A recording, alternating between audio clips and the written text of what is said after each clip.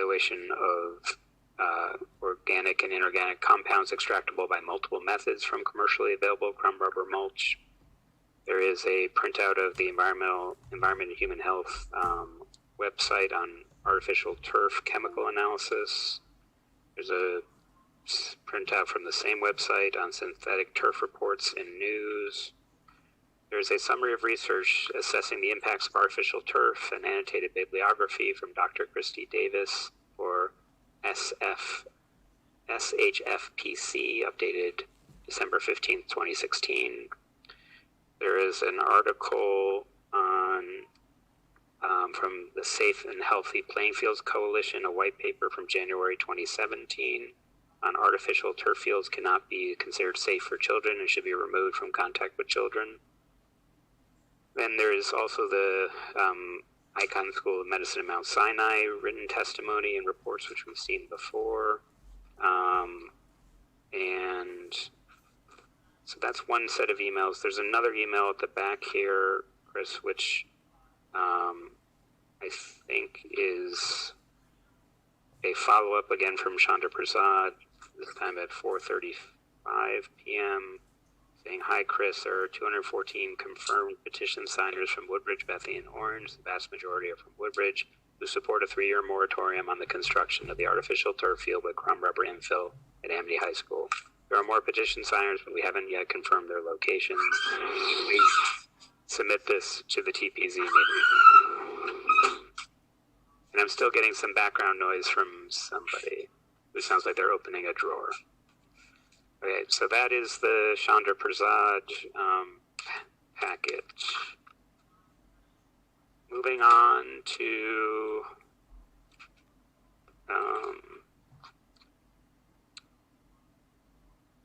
Donna Schuster, July 2nd at 4:27 p.m. Hello, Christine, please enter in the record and confirm receipt. I feel like I've already did this one, but these are again links to the Sustainability Essentials webinar, What It's Made Of initiative. Gore completes the elimination of PFOA from raw material of its functional fabrics, the Gore-Tex brand. I link to a website on more major retailers are saying forever chemicals no more, sustainable brands. In Europe, aimed to phase out toxic PFAS chemicals by 2030. From Donna Schuster, there are links to the Safe and Healthy Playingfields.org video on synthetic turf and a YouTube video on tire particulate synthetic turf in children from Dr. Stuart Charlotte. From Donna Schuster, there's a environmental factor, PFAS, a problem in North Carolina drinking water. A link to the Artificial Grass is Not Greener by the Ecology Center. A link to new studies show PFAS in artificial grass blades and backing from Children's Health Initiative. And there's new health concerns over synthetic playing fields from dcreport.org. Again from Donna Schuster at 4:29 p.m. Environmental factor, March 2019, PFAS a problem in North Carolina drinking water. Okay, that is a repeat of the previous one. Apologies, folks. I'm trying to figure out which ones. Sometimes she's resent them, so that's why you may have. All right, I will try not to do the repeats. Okay. Okay, Donna Schuster, July 2nd, 4:30 p.m. This is I believe, Donna Schuster's written statement, which I will read into the record. Attention, Dr. Robert Klee and the chair of the Planning and Zoning Commission. Public hearing on the Amity Regional High School application for a permit to install the artificial turf field.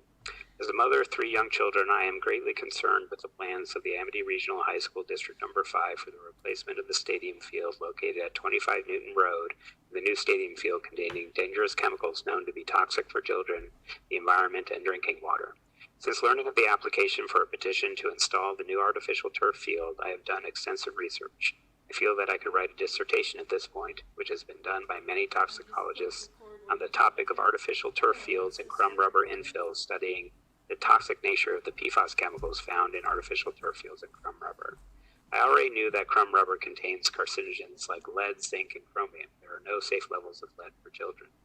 These ground-up tires have been diverted from landfills and given a second life in fields that children play on. These are the same tires that cannot be thrown away in a trash and must be disposed of as hazardous waste. Tires are highly regulated where you cannot throw them away in a trash can but must be disposed of instead.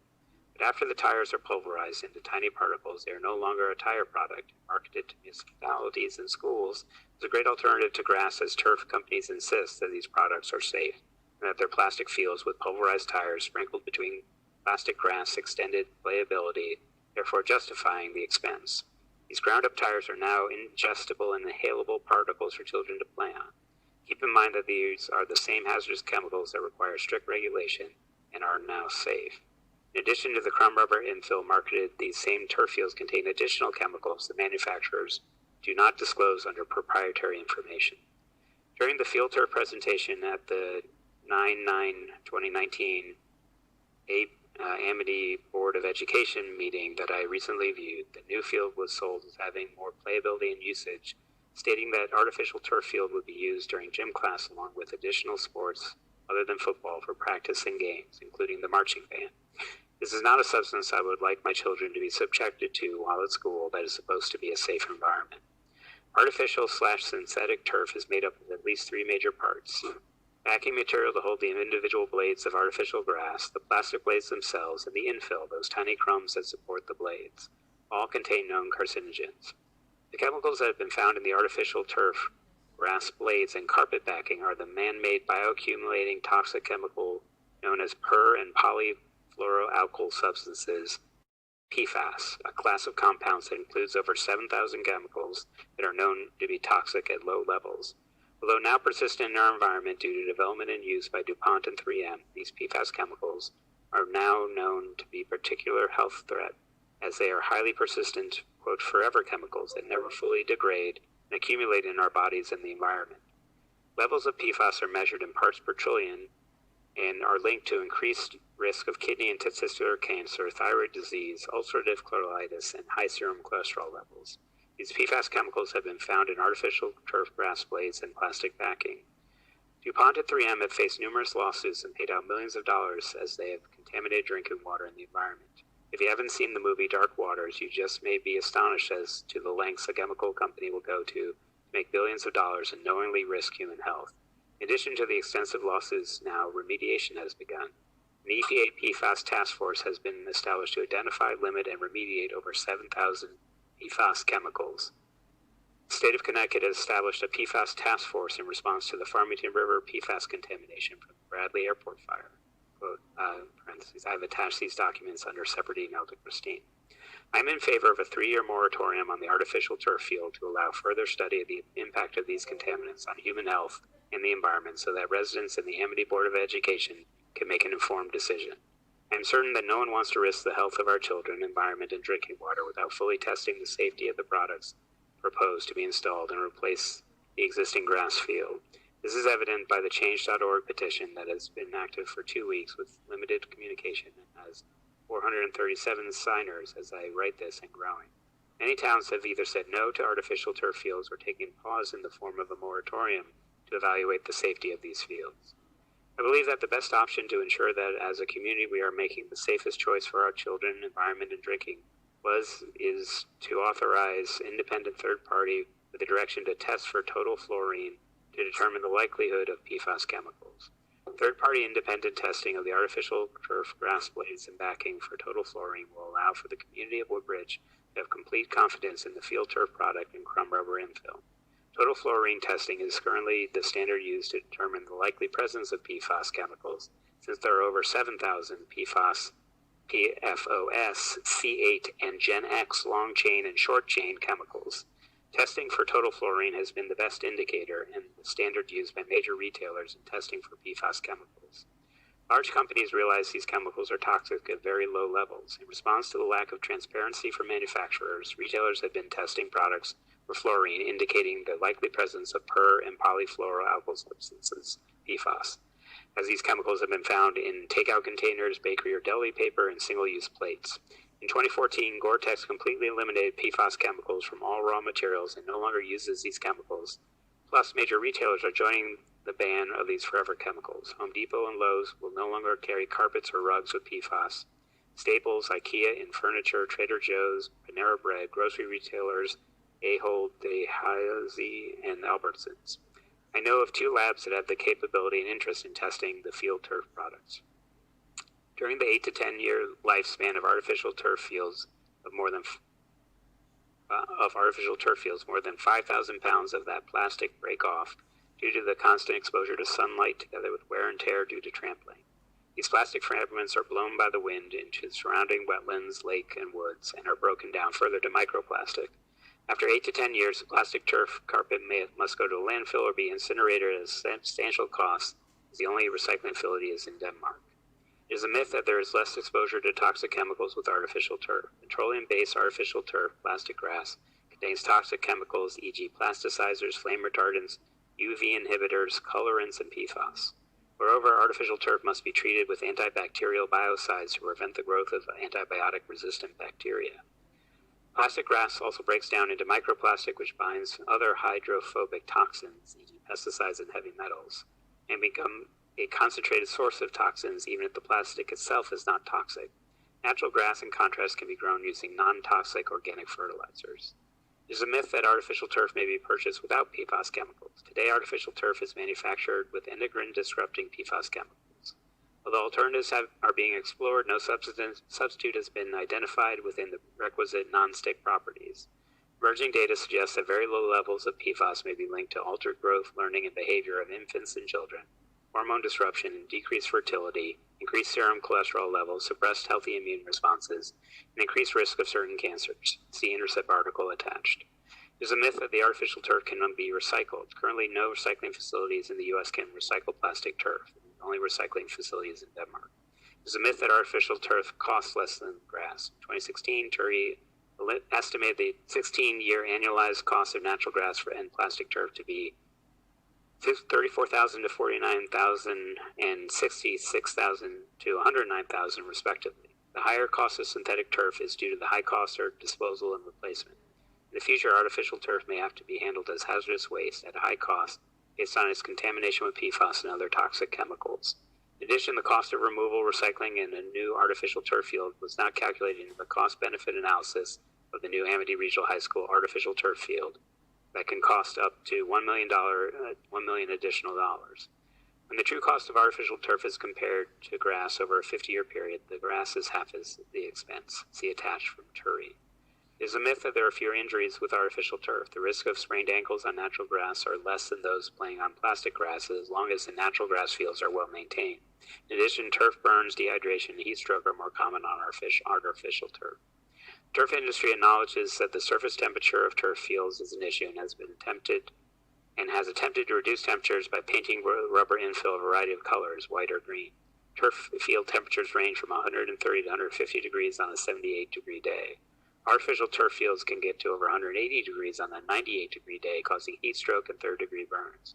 The painted products, a Penn State study determined that although surface temperatures were lower for the cool climate, cool play-like product that has been chosen by the Amity Regional High School field.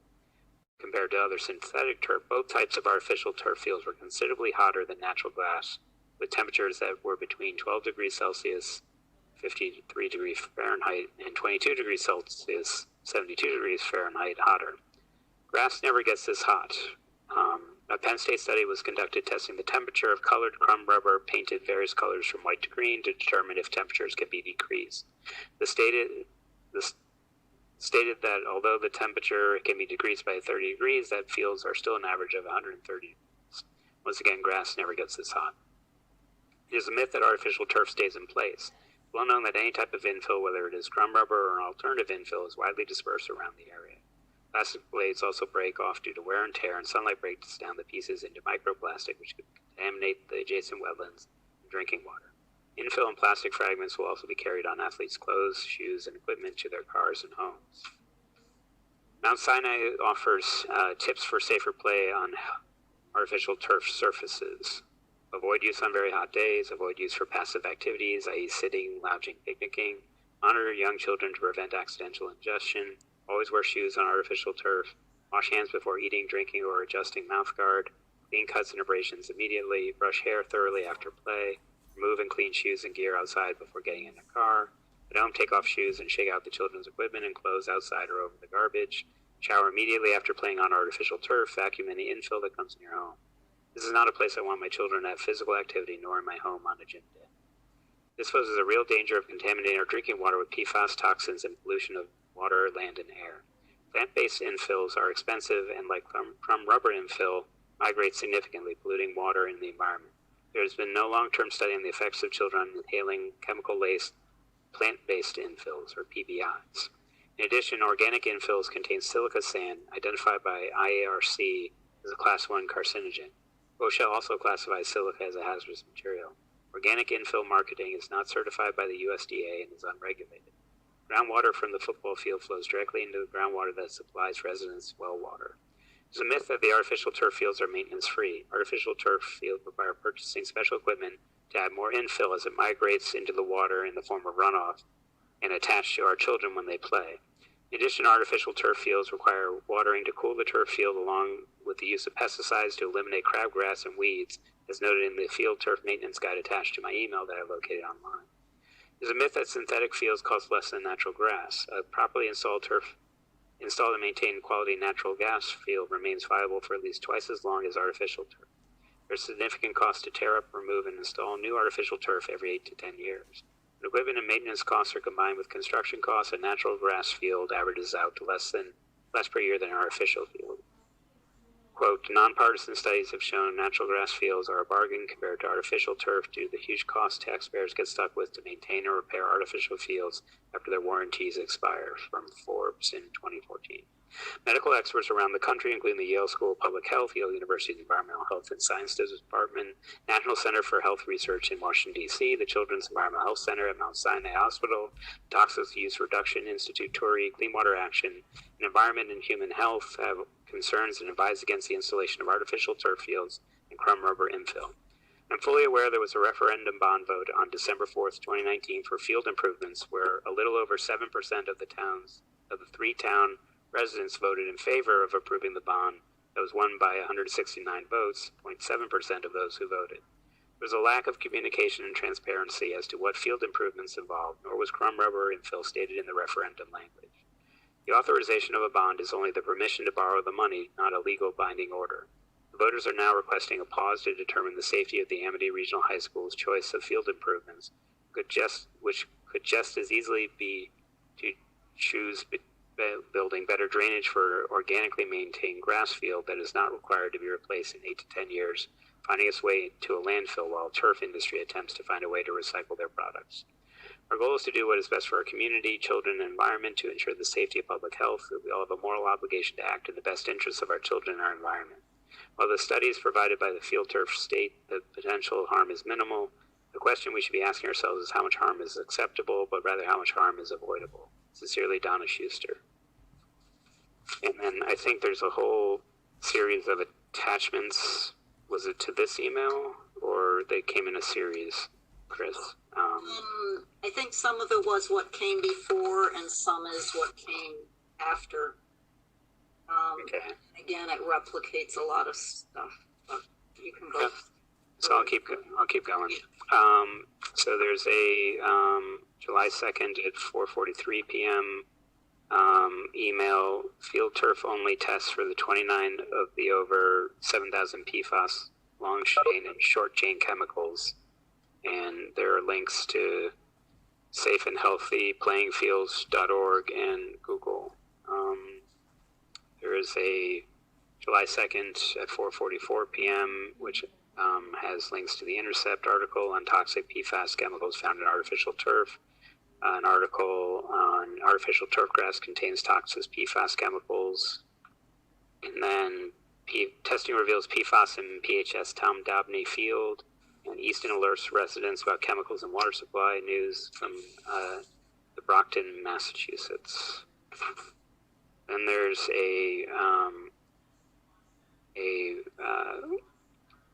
an article from Michael Vineyard et al.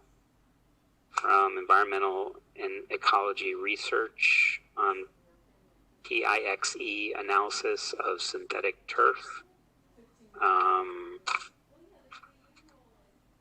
Then there's an attachment that is the field turf maintenance guidelines. Apologies, just give me a moment. There's another attachment on field turf XM6 that it gives some details of its specifications. And there is a article or a link on why UV protection matters in artificial turf, 2014. And then another website that looks like it's about field turf launches fire retardant infill and fiber synthetic turf components.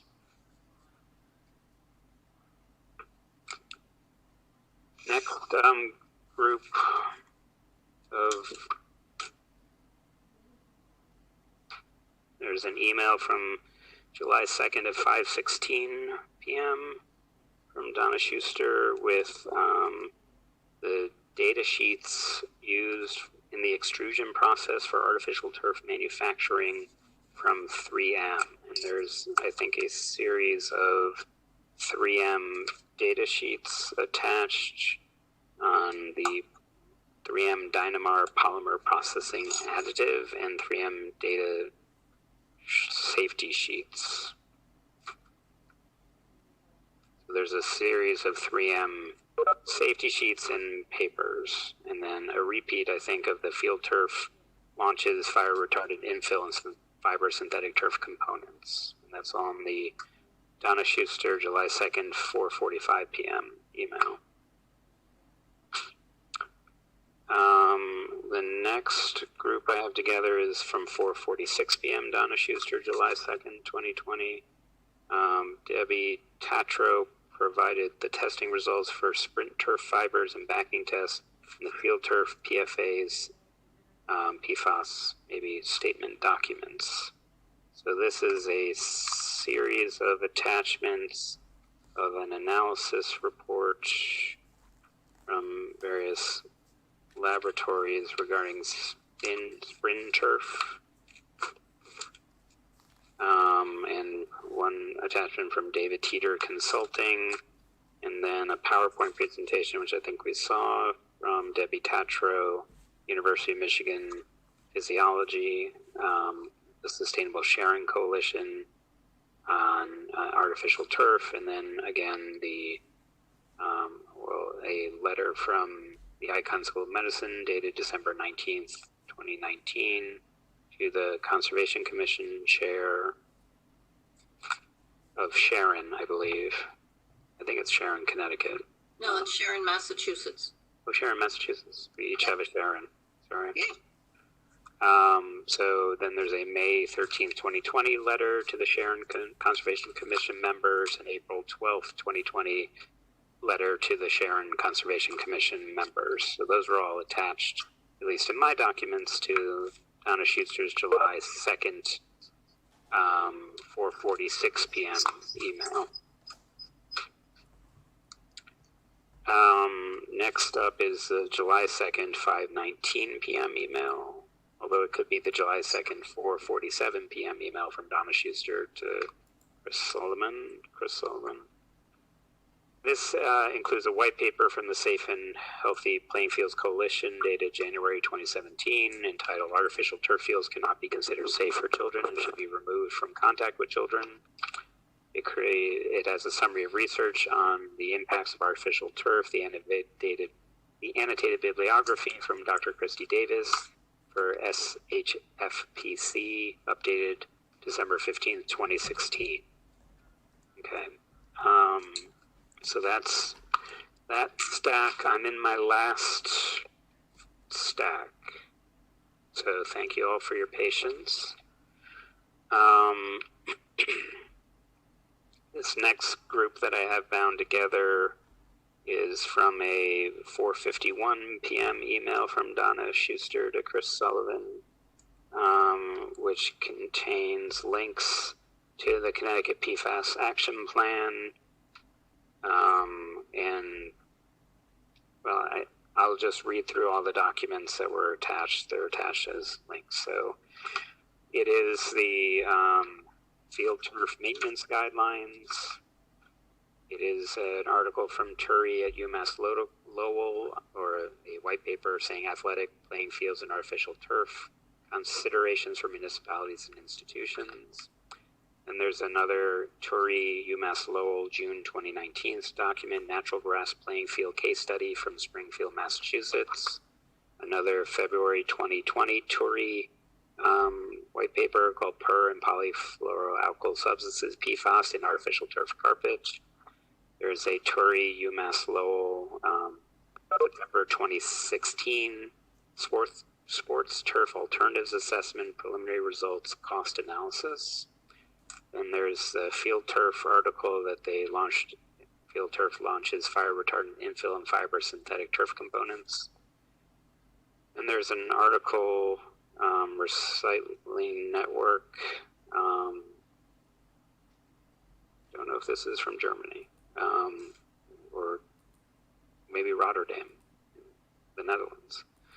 Court pronounces conviction for contamination by rubber granules on sports fields.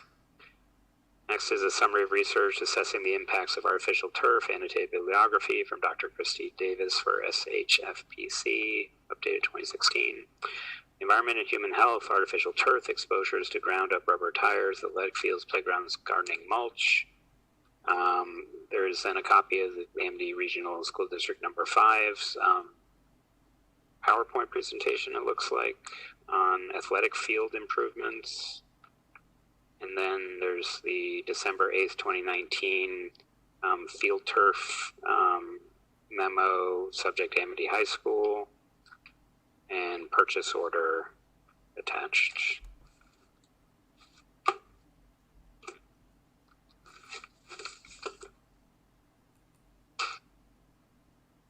Okay. Donna Schuster email 4:52 p.m. After contacting Debbie Tatro and Paul Lowenstein, I received permission to use and share the documents that were presented by the Sustainable Sharon Coalition, the Sharon Conservation Commission. So I think these are, again, similar. Oh, no, these are new. Well, one of them is new. There's a untitled sort of document, Article 10, or Article X, 3-year artificial turf moratorium, toxins, prohibitive cost, and plastic pollution.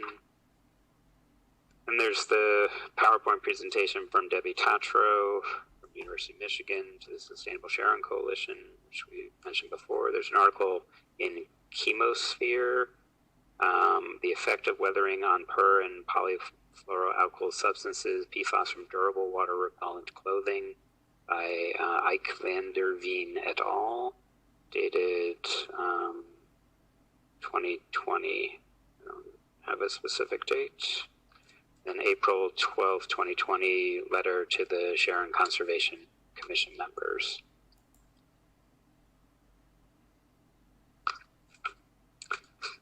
This is the Donna Schuster 4:53 p.m. email. Research of artificial turf fields has yet to prove that plastics in the artificial grass blades and backing are safe. EPA fumbles artificial turf science from peer.org with a link to an article. Donna Schuster, 4:52 p.m. Martha's Vineyard choosing to make the environmentally safer choice after the superintendent of Martha's Vineyard Public Schools received the following letter. James Ferraro, a mass tort litigator, an effort was put in motion to ensure the safety of the town drinking water and residents by hiring Huntress Associates find a safer alternative to crumb rubber infill, require third-party independent testing the artificial turf supplier, and a $50,000 bond to ensure end-of-life recycling of the artificial turf through chain of custody. I spoke directly with Huntress Associates to verify these facts. Currently, the only recycling facility for artificial turf fields in infield is in Denmark. Some other companies will say they are recycling, but will send the material straight to the landfill, Anderson said. We have a proven method of completely recycling each element of synthetic fields. Anderson said he's willing to transport the synthetic field to Denmark to have it recycled for the end of the useful life.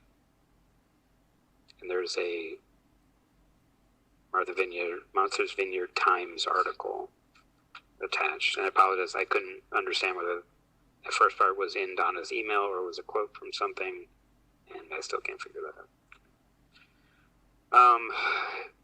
Donna Schuster email from Monday, July 6th at 1:30 p.m. This is a letter from Helen Boynton. Christy, have we read this one already or no? No. And Okay. then you'll have one more letter from Donna to read specifically regarding the earth removal fill application. Okay. So I will read this one. Dated July 6, 2019. If that year is correct. My name is Helen Poynton. I'm an eco-toxicologist and associate professor at UMass Boston, Massachusetts. I have a PhD in toxicology from UC Berkeley and approximately 20 years of experience in studying the emerging contaminants and metals in the environment. As a toxicologist, I believe we should try to reduce our exposure to toxic chemicals whenever possible. This can be part of the personal decisions we make in our diet and household items. However, as town commissioners, you have a responsibility of making these decisions not just for yourself, but for the whole town. Although it is difficult to prove that artificial turf, and specifically the crumb tire infill, will cause harm to Woodbridge's natural resources and its residents, it will increase the exposure of both to toxic chemicals. It is a buildup of many exposures over time, so more than single exposures that is believed to be the cause of many chronic and childhood diseases, including asthma and cancers. I'm writing this letter on behalf of concerned residents of Woodbridge and would like to address the toxicity of the crumb rubber infill to the surrounding environment, especially surrounding water resources. A recent study by the U.S. Environmental Protection Agency found that crumb rubber contains high amounts of heavy metals, especially zinc, and organic chemicals known to cause hormone disruption and cancer, specifically polyaromatic hydrocarbons, PAHs, and phthalates. Several studies have shown that water can leach these chemicals out of the crumb rubber, resulting in toxicity to rainbow trout, minnows, and zooplankton. The chemicals of most concern include the heavy metals, zinc, cadmium, and lead, and the organic contaminants, PAHs. Work from my own laboratory has shown that concentrations of zinc far below the levels shown to leach from crumb rubber infill kill off the small animals that make up the base of the aquatic food chain. The loss of these critical animals can alter the makeup of pond and river systems, increasing the incidence of algal blooms and affecting the survival of fish that rely on these animals for food. While the U.S. EPA, Centers for Disease Control, and Agency for Toxic Substances and Disease Registry continue to conduct studies to determine the health effects of crumb rubber infill, the European Union has taken bold steps to regulate it. The EU is proposing a rule that would limit the levels of PAHs allowed in infill to levels below what is typically found in crumb rubber. The result will be that tire crumb rubber infill will no longer be allowed in artificial turf fields in Europe. My comments serve just as a brief summary of the many studies that have been conducted on the environmental effects of tire crumb rubber infill since the 1990s. To provide a list of the references used to prepare the summary below, please do not hesitate to contact me if you have further questions. Best regards, Helen Poynton, Associate Professor, UMass Boston. There's a list of references and her CV, and then it repeats a few times.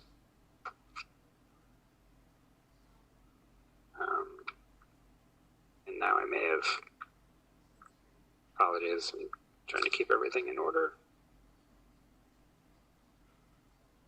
Okay. Email from Donna Schuster with a Turi fact sheet. I don't know when this one is. Maybe it was July 6, 2020. Yes. And that should have the letter from her on the earth removal application itself. Okay, thank you. But I haven't read this one before, have I? The letter, no. Okay. July 6, 2020, Amity High School Track and Field Reconstruction Planning and Zoning Permit. Attention, Chair Robert Klee, Town Planning and Zoning Commission, and Commission members. I'm writing to inform you that there is an immediate risk to the health, safety, and welfare of the public in general and the immediate neighborhood with the removal of over 60 times the allowed 100 cubic yards of earth requested to install a synthetic turf field that was requested by the Amity High School, on March 20th, 2020. The request to remove 60,000 cubic yards of earth and replace it with synthetic turf, also known as artificial turf field, containing plastic grass and plastic carpet backing that are known to contain PFAS chemicals. In addition, 40,000 pulverized tires will be added to the plastic artificial turf field as an infill that has been proven to leach lead, zinc, and chromium into drinking water and neighboring wells, affecting human life, wildlife, and ecosystem of the wetlands and other animals. Several experts have written to the Town Planning and Zoning Commission to inform the commission members of this, that if this plastic artificial turf field with crumb rubber infill is installed, then our community and drinking water are at risk from perfluoroalkyl PFAS related, a group of chemicals that are a long chain and short chain that include C8 and Gen X, a class of chemicals linked to numerous health problems, including effects on the endocrine system, including liver and thyroid types of cancers, as well as metabolic effects, developmental effects, neurotoxicity, and immunotoxicity. The crumb rubber infill that was chosen to replace the earth that will be sprinkled between the plastic artificial turf grass blades not only contains 11 carcinogens, but is known to leach lead, zinc, and chromium into the drinking water.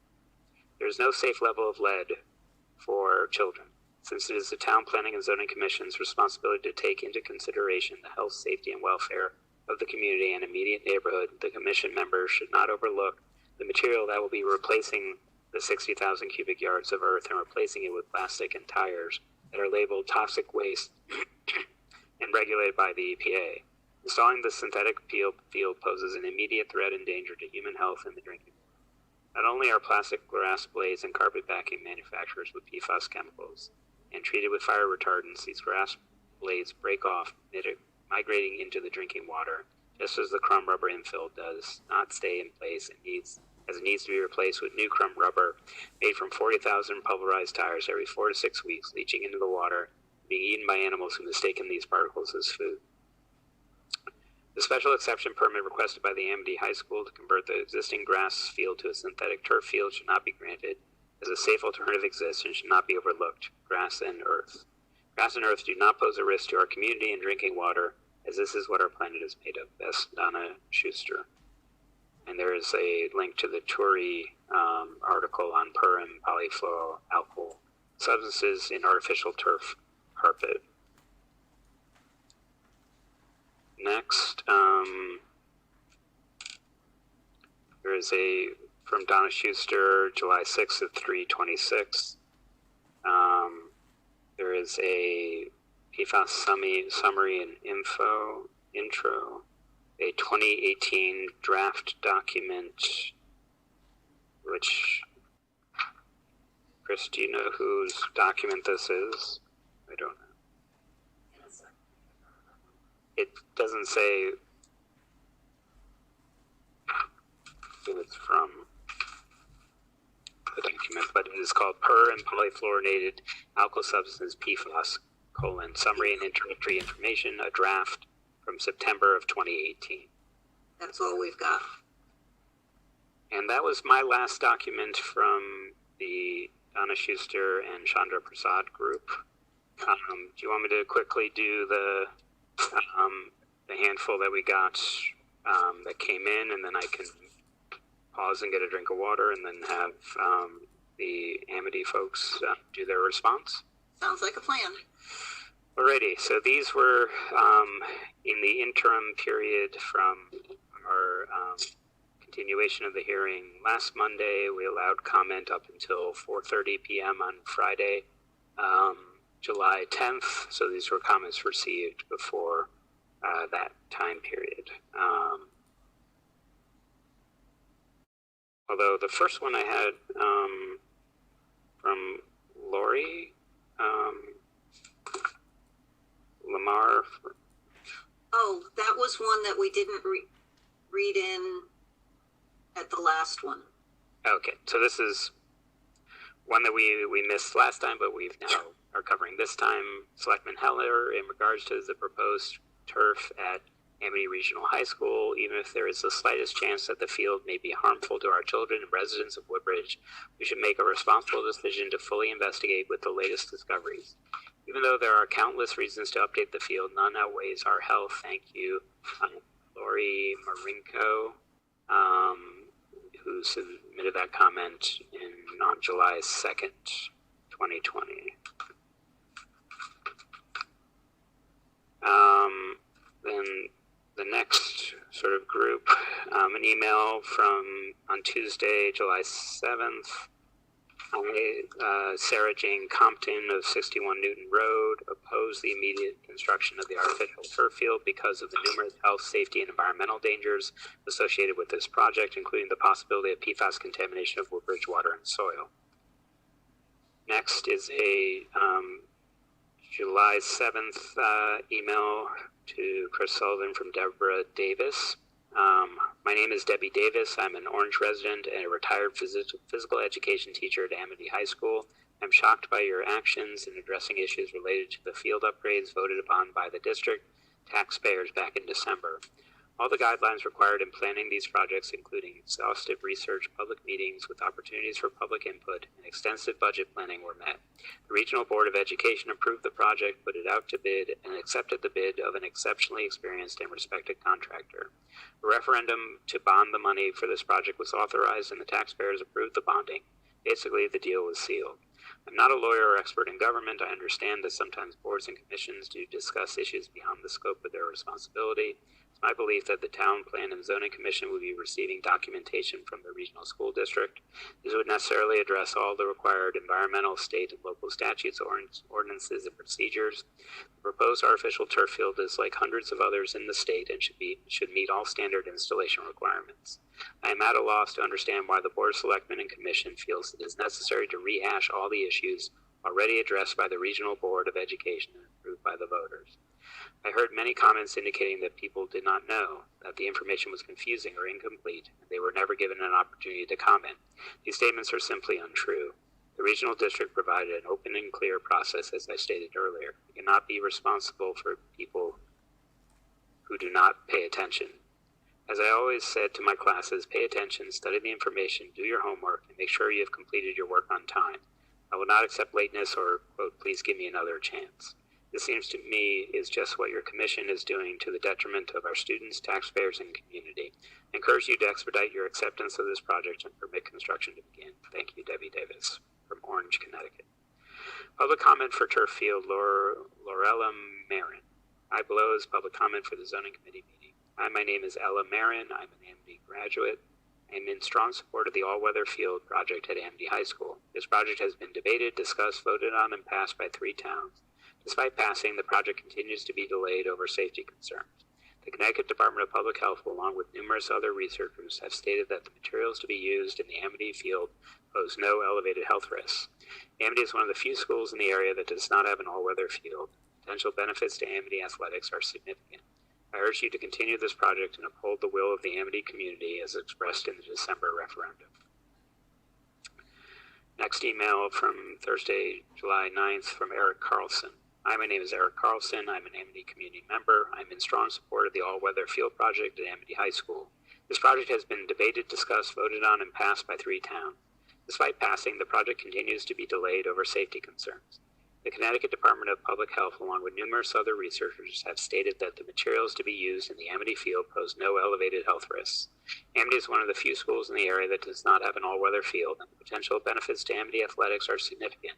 I urge you to continue this project and to uphold the will of the Amity community as expressed in the December referendum. Next is from Joanna Cooper, Turf for the High School.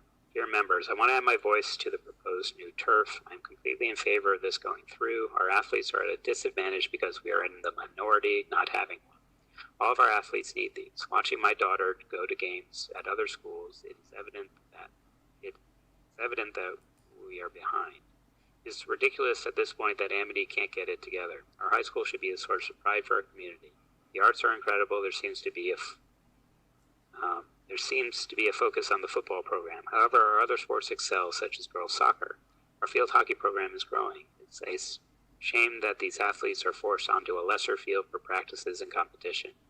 Time to grow with the times and give our athletes the same advantages that almost every school already has. Thank you for your time and consideration, Joanna Cooper. Woodbridge residents against Amity High School turf field, Joyce Arnold, July 9th. Thank you for including this letter into the record. My husband and I, now along with our newest baby Spartan, have been Woodbridge residents for 3 years. Given the well-documented adverse association of crumb rubber turf fields to our environment and health, we support a moratorium to the planned building of a crumb rubber turf field in Woodbridge at Amity High School.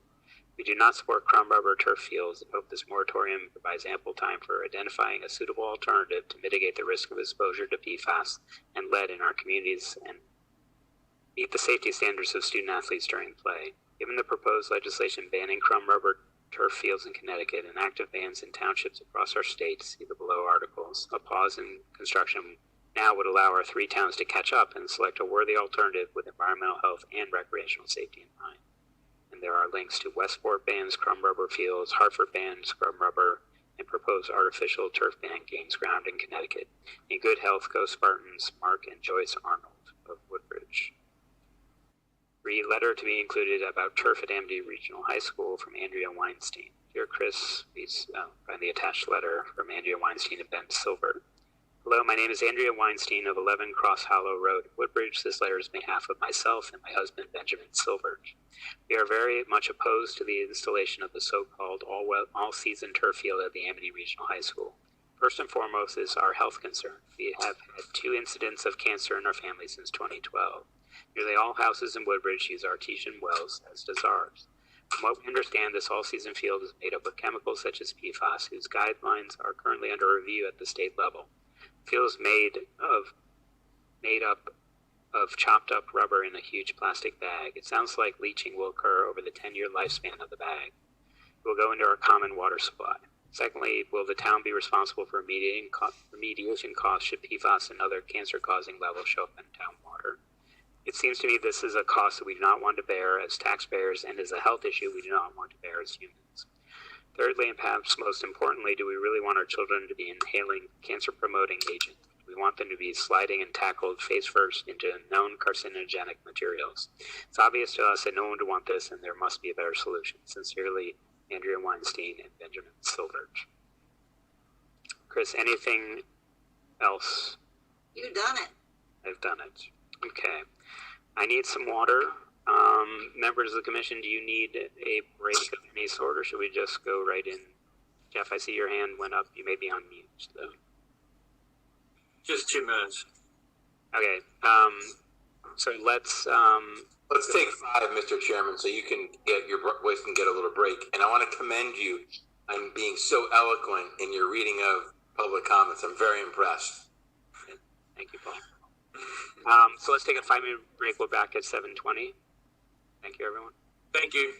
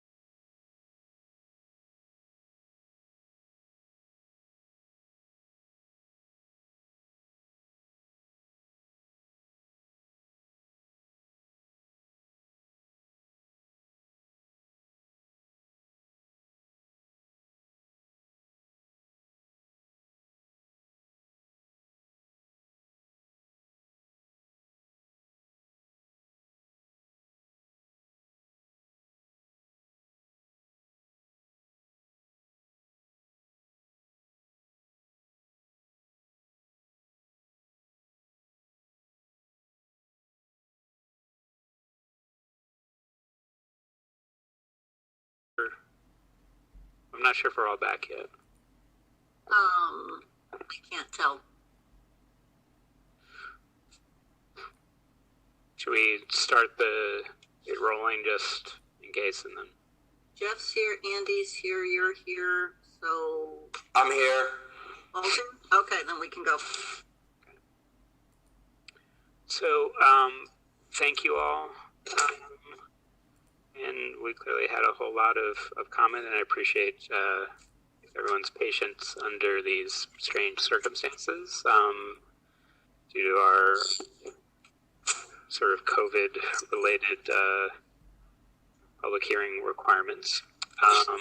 But next, okay, we've now resumed our recording. We're all set, Chris? Yep. Okay. So I'll repeat, thank you again, folks, for your patience as we've done our best under the circumstances of COVID to allow opportunity for comment, and we did get quite a few comments. The next step is for the response of our applicant, the Amity Regional School District, who did submit both a written response, but now, Chris, if you could, I'd like to turn it over to their team to make a presentation however they'd like to do so. The floor is all yours. Okay. They have the baton, so to speak. Great. Well, thank you. For the commission members, my name is Chris Hall. I'm a licensed professional engineer here in Connecticut. I will go ahead and turn on the screen here. And Chris, make sure you get real close to your microphone, and everyone else on the commission will make sure we're on mute. Thank you. So there were two letters that we submitted. The first one was by Dr. Byers. Basically, what that is describing is that in general, what the application is for the removal of the materials, the bringing in the materials, the sediment erosion controls, and the lights, and that the jurisdiction of the materials to be placed on top of the ground is not pursuant to the regulations. While we do understand that they are, a lot of letters and a lot of questions, concerns of the items that were submitted, we did submit a second letter, which I believe has also been given to everybody, kind of describing what those items are. From the last meeting, we kind of realized that there are probably four main topics that were concerns. If I could just paraphrase in this letter, and then I'll hand it over to Andrew to give you a little bit more in-depth description of what the turf actually is. The idea of that the fields are hot. Yes, the fields are typically a little hotter, or in some cases, a good amount hotter. If they're in full sun for an extended period of time, they do get hotter than grass fields. The school district was very aware of this situation, and that is one of the reasons that they worked with Field Turf to come up with a product that would allow them to have the usability that they wanted to have while trying to minimize the temperature of the field. By using the cool play system, which Andrew will talk about in a second, that's going to be able to keep the high temperature of this field down, roughly 40 degrees from your standard pro rubber field. Additionally, the school district does have an athletic training system. Athletic trainers at the school, they monitor the temperature of the turf, they monitor the safety of the students, so that they're not getting exposed to temperatures where they shouldn't even be out there. If it's 100 degrees outside, they probably shouldn't be out there practicing football or something like that in general. So the school district does also monitor when the kids are on the field. Another item here, there's a lot of talk about the PFAS. From the information that Field Turf provided, and it was attached with this, their standard letter, and again, Andrew can touch on this in a minute, is that Field Turf has confirmed with their manufacturers that the materials do not contain the PFAS, the PFOS, and the fluorine. Again, Andrew can elaborate on that, but we did submit the letter that Field Turf readily supplies to people that is not part of it. The other issue that is continued, that has been brought up a few times, is the idea of water leaching and contaminating wells around the area. The Commission has an understanding of how the stormwater system works. Is under existing conditions, the grass field basically floods. All the grass clippings, everything that's on there, moves laterally to the sides where the drains are, and then gets into the system. At that point, discharging grass and whatever else happens to be on the field and getting into the wetland system. This particular system operates far differently than that and promotes water to go down through the infill into the stone-based material. The reason that we use a stone-based material is kind of twofold. Is one, it helps to detain the water from traveling too quickly into the surrounding areas, so it acts as sort of a detention system between the voids of the stone. It also acts as basically a filtration system for the storm water while it does travel within that stone base. The system has been reviewed by the town's engineers. It's been reviewed by the Regional Water Authority. We've addressed all of their comments, and I don't believe that they have any additional concerns of this field, compromising the surrounding areas. And the last item that I'll just touch on here before again hand it over to Andrew is the discussion about SBR rubber, chrome rubber, and health concerns. The governing body that we can go by is really the Connecticut Department of Public Health. They are the ones who make the effort to make sure the residents in Connecticut are safe, and that they set the guidelines that we're upheld to. From their letter back, I believe it was 2011-ish, they said outdoor and indoor artificial turf fields are not associated with elevated health risks from the inhalation of volatile or particular compounds, particular chemicals. They then reiterated that in 2015, that their position expressed in 2011, the conclusion of their Connecticut study that outdoor artificial turf fields do not present an elevated health risk remains unchanged. So from where we're kind of sitting, what we can see is that while there are a lot of materials that were submitted, we believe that the school system and Field Turf has worked together for an extended period of time now, given this information to the community, and have really gone out of their way to try to make the best system that's going to both be healthy and supportive of the student athletes, but also concerning the environment. They're also going and doing a lot to not impact the surrounding areas in any sort of negative way. So just to touch on this before, if you have any other questions for Andrew, is as we stated kind of in the application, the application that's in front of you is for the removal and excavation of the material, the actual earth products. I believe there was a letter stating 60,000 cubic yards. That number is inaccurate. It's more in the range of 5,000 to 6,000 cubic yards. That includes about 2,500, maybe 3,000 cubic yards of topsoil that's going to be removed, and 25 to 300 cubic yards of stone that actually gets brought back in. As far as the infill migrating, what happens is there's a curb that goes all the way around the track. I'll switch over to.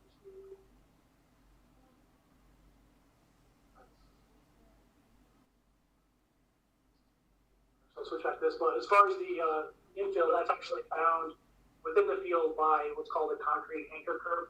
The turf actually gets affixed to the curb so that infill doesn't really migrate laterally.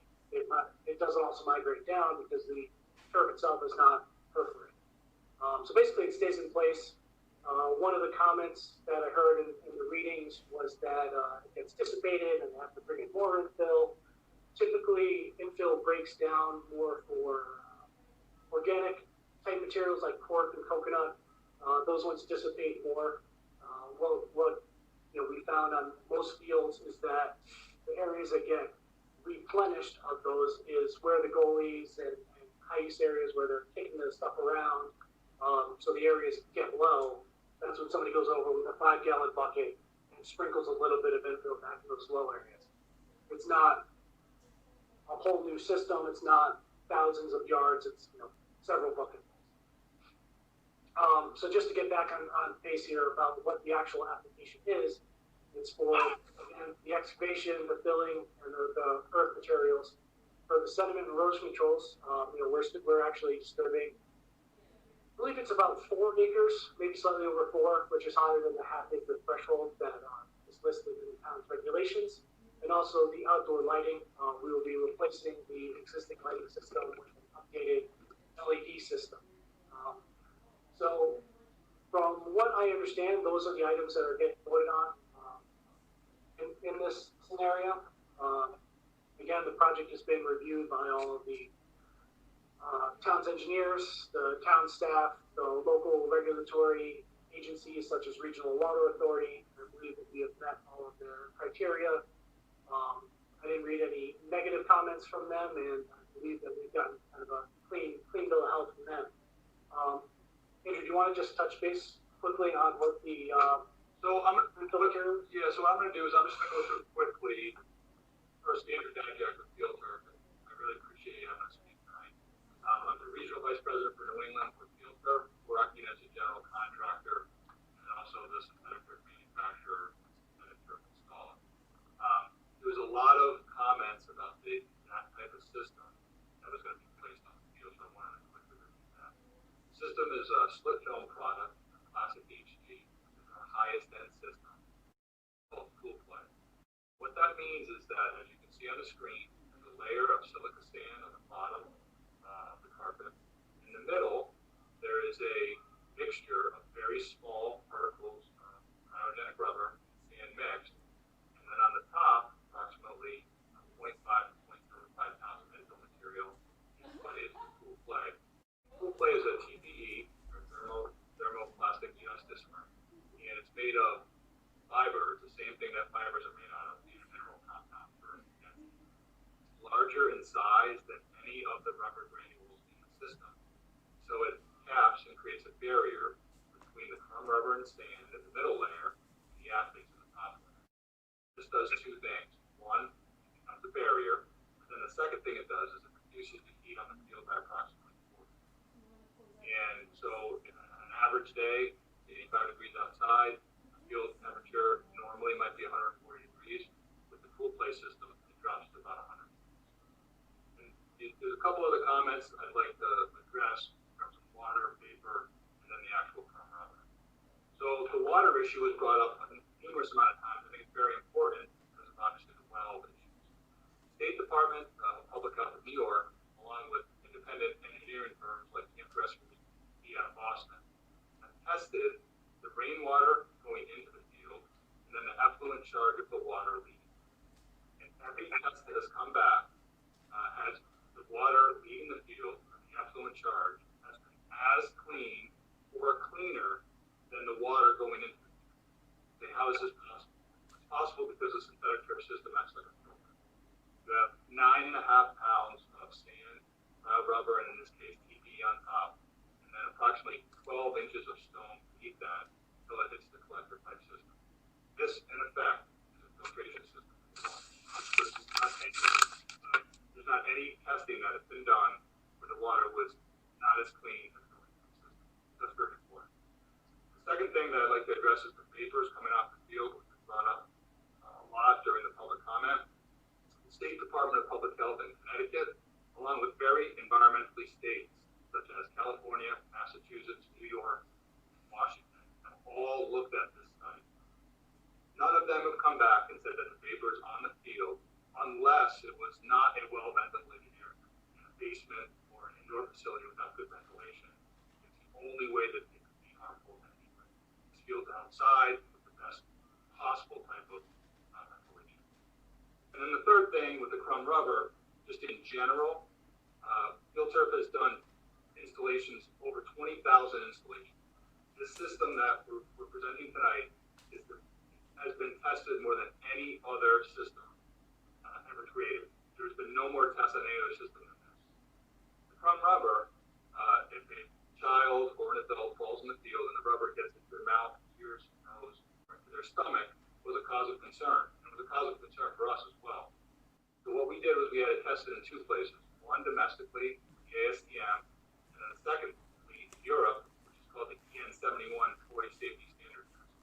This takes the crumb rubber, mimics what happens into your stomach, gastrointestinal fluid, and sees if there's any carcinogens that would leak out of that molecule. It passed both the ASTM test and the more stringent EN71 test. And things that have passed that test are toothbrushes, plastic toys, and things of that nature for children to play with. So through water or vapor, or even ingesting crumb rubber, all have come back safe. The PFAS issue, we've heard quite a bit, and I want to be very, very clear here. A lubricant is needed during the extrusion process of the fibers. How do we know what's in that lubricant? Field Turf knows what's in the lubricant because Field Turf produces the fibers that are in the system. Not all manufacturers use a lubricant that is PFAS free.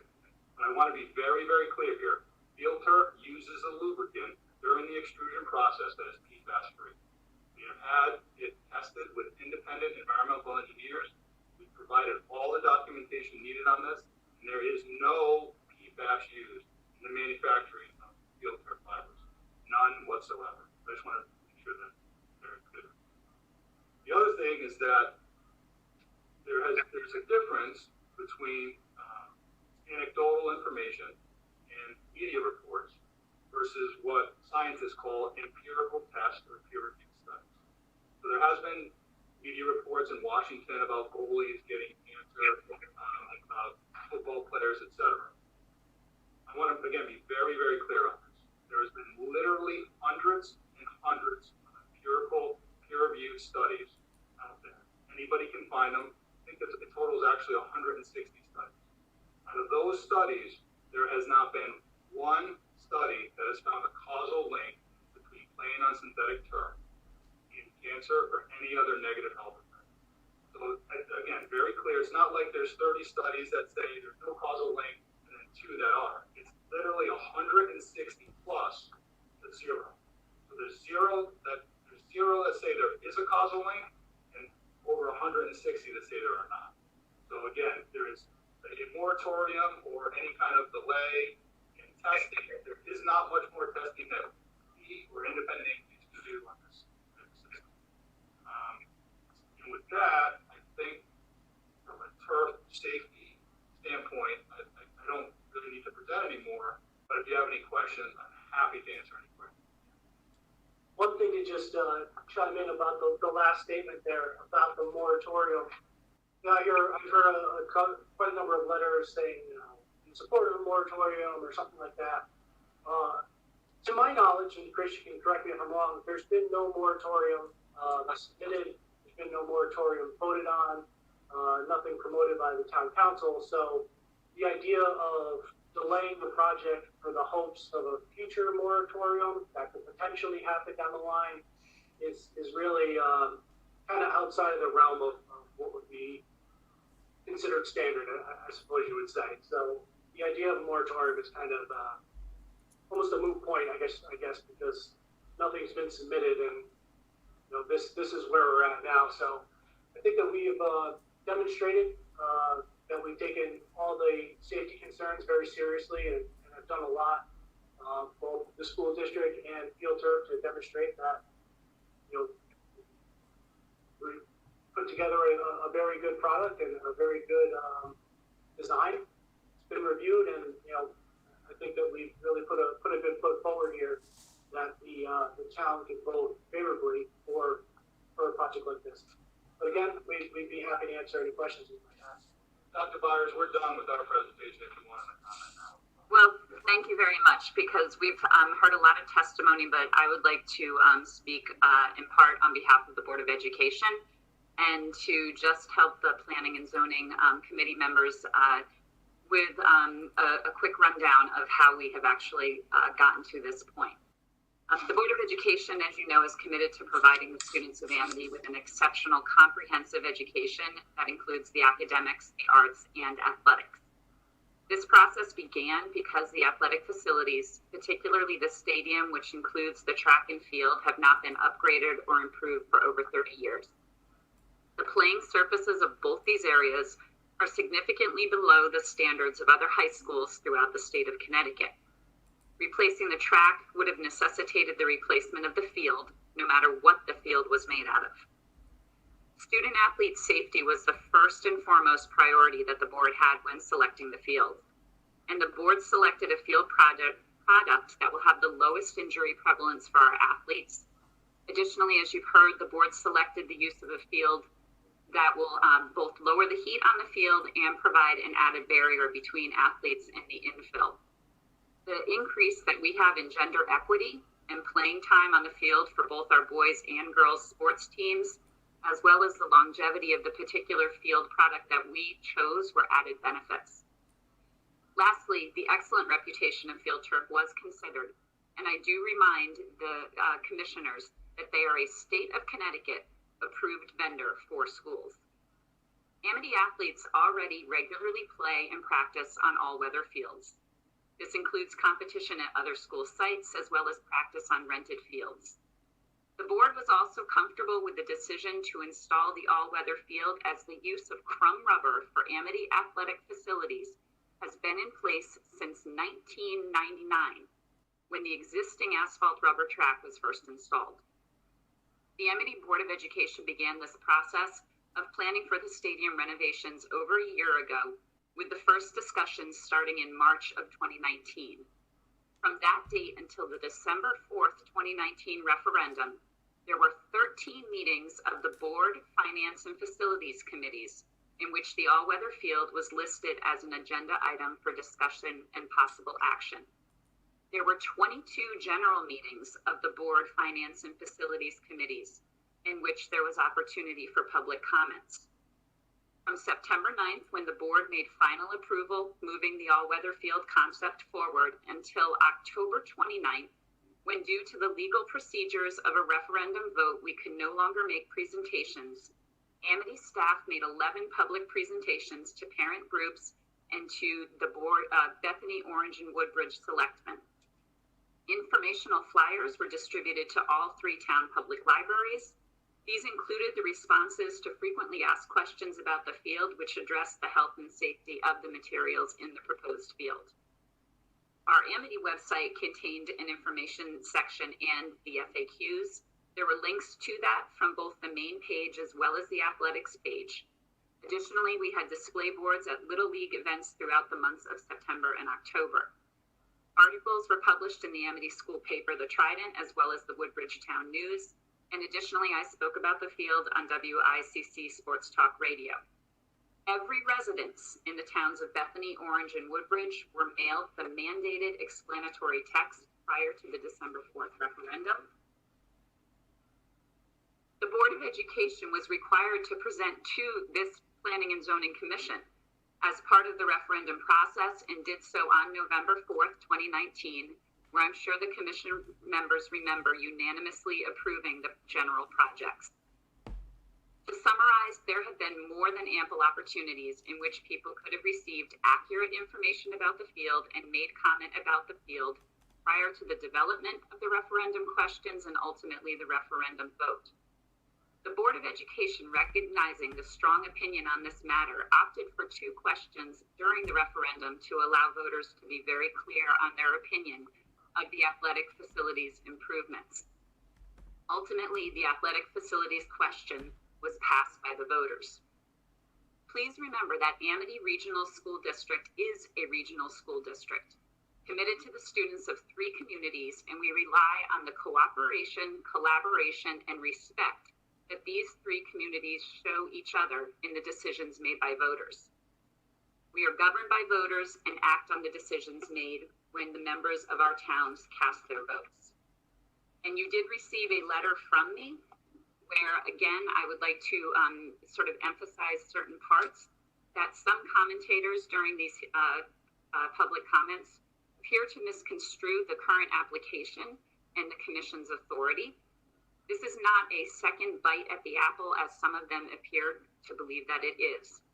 According to our counsel, the Commission does not have jurisdiction over the materials to be placed on top of the ground. Rather, pursuant to Section 3.3N of your regulations, your review is limited to the earth products used in connection with the excavation and fill of the underlying surface. With all due respect, I urge you to give no weight to the various correspondence read into the record at the meeting on July 6th and then tonight and the meeting on July 13th, and focus on whether the removal and fill of earth products associated with the field replacements comports with the applicable requirements. It is time to move forward. Please do not let those with an agenda hijack this important project for our students by using TPZ as the tool to do so. Thank you.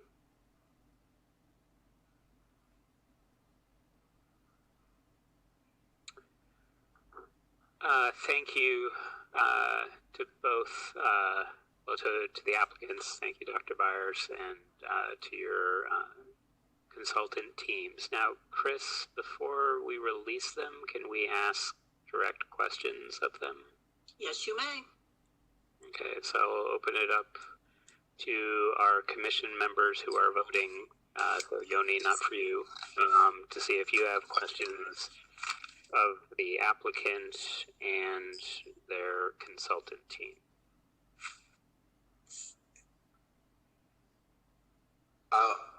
Rob, I can start. I wrote down a bunch of questions. Go ahead, Paul. So thank you, Dr. Byers and the team of engineers and architects. It doesn't matter who answers the couple of questions, the first few questions I have. When is the project, I could not find it in my notes because I ran home from the office. When's the project scheduled to begin pending approval? Hi, again, this is Chris Holt, project engineer. The project was actually scheduled to begin the very beginning of June. The idea was to have it done and prepared for the students coming back prior to them getting back to school. So pretty much, I guess immediately. Well, with the delay of the previous TPZ meeting, basically it's the anticipation of the vote. If it's approved, then we would start probably a week or two. Depending on whether it be the end of this year or the beginning of next year. Roughly a week from the approval is when the start date would be, with a 3 to 4 month construction window. So, okay, so it would be done around year end and be able to be used in the spring. Correct.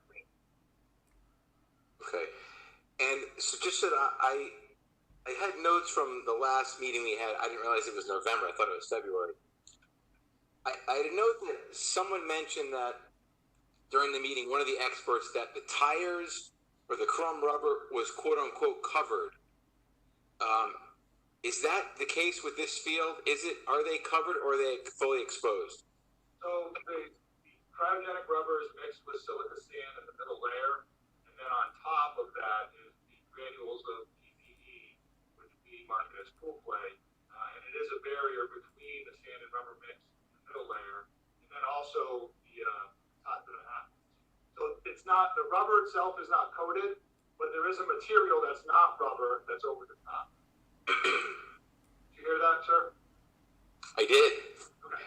Although I would advise you move your mic closer to each other as you're passing off talking. So this is kind of a picture of the infill system here. With the silica sand on the bottom, that's the ballast that holds it down. The sand rubber mixture in the middle, and then the top, the green portion here is the TPE. That is the cool play system that again caps the middle layer and also reduces the temperature. And I'm just trying to read I got chicken scratch. Actually, Paul, can I ask a quick follow-up on that narrow question. You said that top layer, you said it's TPE. Am I getting that? It's a thermoplastic elastomer. It's a very similar product to what the actual fibers are made out of. It's mixed with that and a mineral compound, so the density can be higher, and also the granulars are higher. So in effect, if you took that whole system, shook it up, the larger granules would come to the top again. That's how the barrier stays in place. Gotcha. But there is no physical membrane or other thing separating the sand and crumb rubber from this different density, sized, and material that is on the top, which acts as in the layer cake here. It's the frosting layer that keeps everything below. There's no membrane per se, but it's the size of the granules that keep it in place over time. Thank you, Paul. Thanks for letting me jump in with that. You can interrupt me, Rob. What company is doing the excavation of the property, and then what company is doing the installation? I'm sorry, I couldn't find that. So Liberty Landscaping, which is a partner of ours, is doing the excavation of the material and also bringing in the stone base for the material. The installation of the synthetic turf is field turf. Our employees, we have an internal installation team, so there are employees that will be doing the installation. So it's contracting out the removal and spoils and then bringing in the stone material. So I saw on your presentation, Field Turf was a Canadian company. Well, we're incorporated out of Florida. Our manufacturing facility is in Atlanta, Georgia, where we put together the component parts. Our fibers are extruded in Germany, our plant, and we do have a corporate office in Canada. The reason for that was because it was a gentleman who started the private company before it was public, and he was a Canadian citizen. So we have a corporate office in Canada, legal, payroll, stuff of that nature. But all the manufacturing is done in the United States, and we're incorporated out of Florida. And the last part, you're incorporated in Florida? Correct. Okay, thank you. And Dr. Byers, and I have a question. So in your letter, you indicated that the TPZ shouldn't succumb to people with quote unquote an agenda.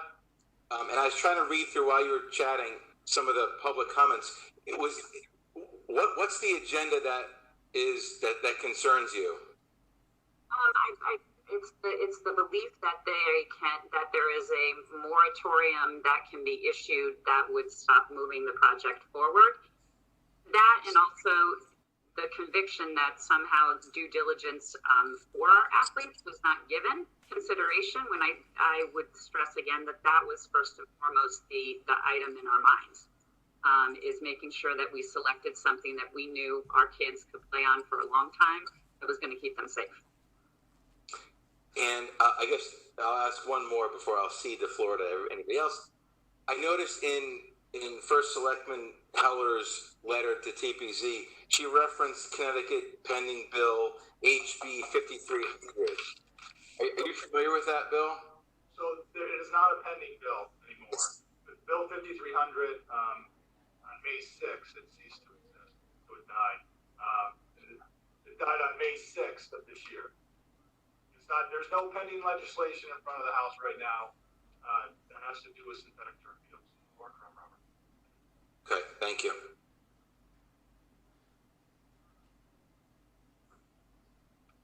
Thank you, Paul.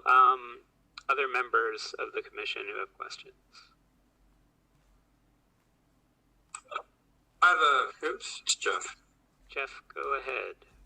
I have a couple of questions. They're a little bit picky, but just wanted to get a response.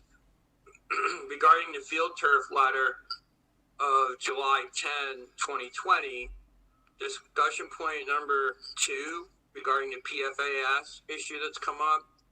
The first bullet point, that language says, and I'm reading the letter, during the manufacturing process, our materials do not contain PFAS, PFOS, or fluorine.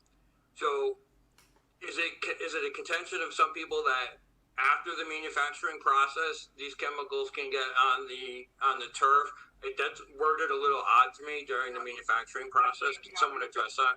Sure, I'd be happy to clarify it. So PFASs are used as a lubricant during the extrusion process. That's the only time PFASs are used in synthetic turf. Some manufacturers use them. We have to use a lubricant during the extrusion process. What field turf uses, and we know we do this because we build our own fiber, is a water-based lubricant. It's not carcinogen at all. After the extrusion process, it dissipates into the air. So during that process, through the manufacturing of the fibers and the backing and the infill and the installation, there are no PFASs that are used whatsoever. Okay, I understand. Thank you. Yeah, no problem. And Jeff, this is Rob. Can I just, on that, I was going to ask a similar question, and there is no reason when that turf field is installed and a year from two from now, you never have to add lubricant. You never have to keep it lubricated, or No. It's just the extrusion process. It has to go through the large fiber has to go through a smaller hole, so it has to be lubricated. Now, when it gets on the field, it doesn't need any lubrication at all. I think I forgot to mention. Somebody mentioned about watering.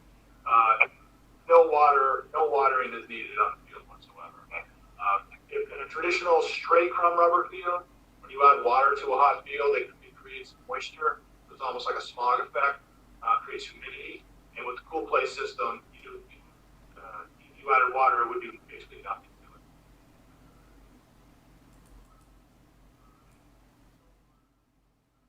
thanks for letting me interrupt, Jeff. You can go ahead. That was getting to what I was concerned about with the PFAS issue. So your company has represented all along that there are no PFAS products or anything. I'm reading a letter dated October 25, 2019 to that effect. So you're certain, and you back up that information, right? 100%. There was a third-party environmental engineer that tested all aspects of our materials. You have the test results. It came back PFAS free.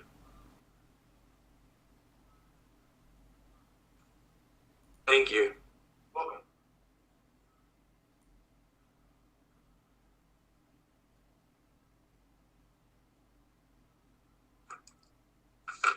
I just have one question. Is there sufficient time at this point to complete the project before the beginning of the school year? So, depending on when the school year starts, if the school year starts in September, we will have a majority of the field work completed this fall, and then depending on weather, we could either coat the track, so the track coating has to be 50 degrees and rising in a moisture-free environment. You can't control that in the fall. So the track surfacing will either happen this fall or in the spring. Between the time the field is done and when the track is done, you can still access the field to play on it.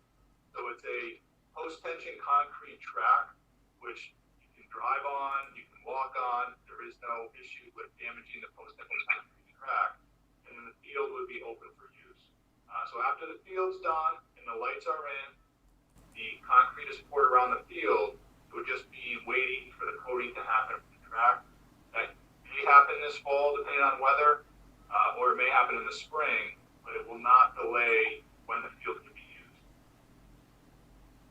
To elaborate on that a little bit, if we get the go-ahead and we start in the next, say, week or two, it would be that the concrete of the track, the stone base, and the synthetic turf and infill system would be installed likely by beginning of November, maybe middle of November. Then the track surfacing part, the actual part that you run on, that takes about 3 weeks, maybe 3 to 4 weeks, depending on that weather. So that's something that will either make the determination during the fall that it can be installed, or that portion would wait till the spring.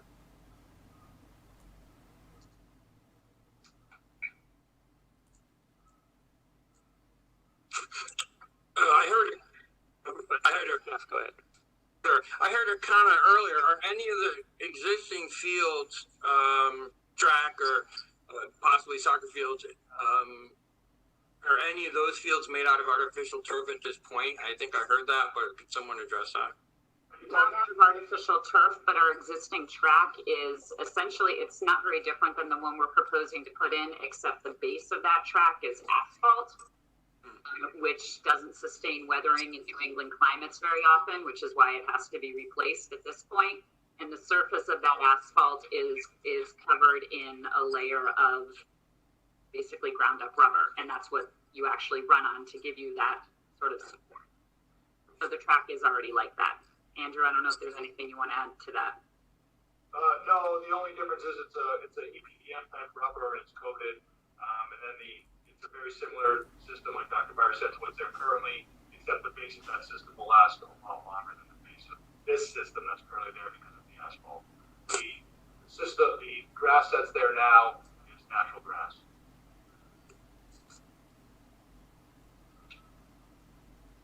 Other questions from commission members before I ask my set of questions?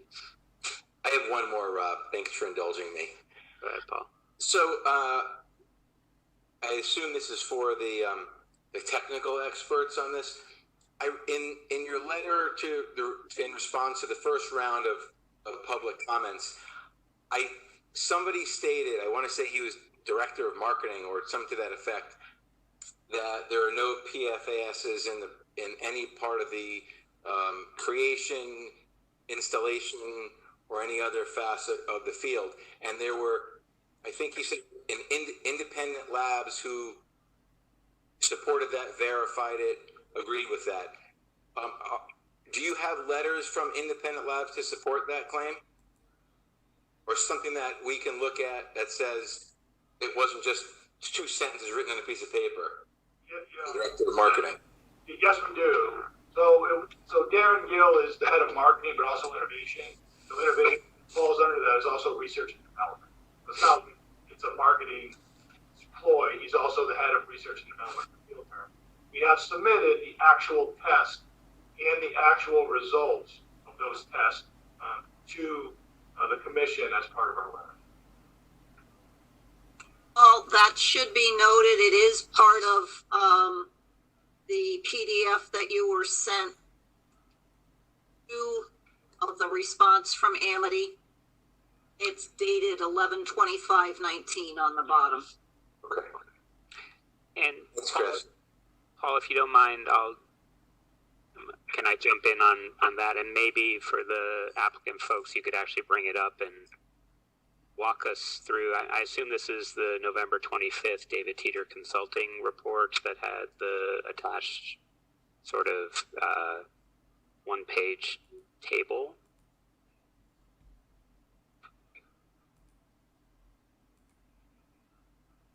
Thank you. Did I pick the right? Yeah. So can you just, for folks who don't necessarily know nanograms per gram or other sorts of, those terms, there's in essence a laundry list of numbers that are less than. Why don't you just give us a quick walk through this table if you could spin it one more time? So it's. I mean, if I was a chemist, I wouldn't be building fields. But I'll tell you, so those are the requirements that you have to have be under in order to quote unquote be PFAS free. So those are national standards created by the federal government. If you're under these standards, then you're PFAS free. All of the ones that we tested for are the recommended ones that are tested by the manufacturer to claim that there are no PFAS involved in the manufacturing process. So, can I tell you, what sulfolic acid is? No, I cannot. But I can tell you that we have the requirements necessary to show that we are not using it. Also, we have control over what we're using, and so we know it. So we're saying we're not using it as a lubricant, and then the third-party environmental engineer has tested it and confirmed that. And so appreciate that. And so in essence, for that, you're right. And I did my best reading as many chemical names as I could, but there's that laundry list. You've basically tested for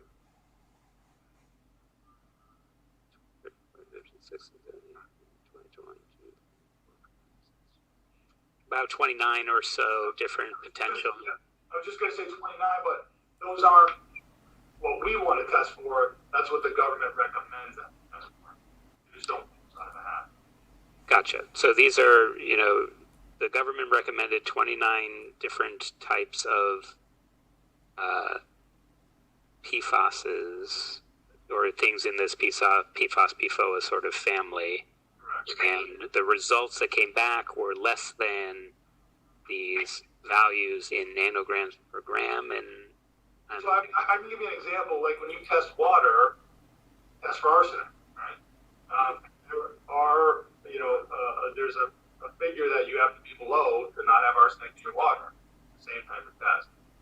But again, I just really want to hit home here. There are manufacturers that use PFAS. They're documented to use it.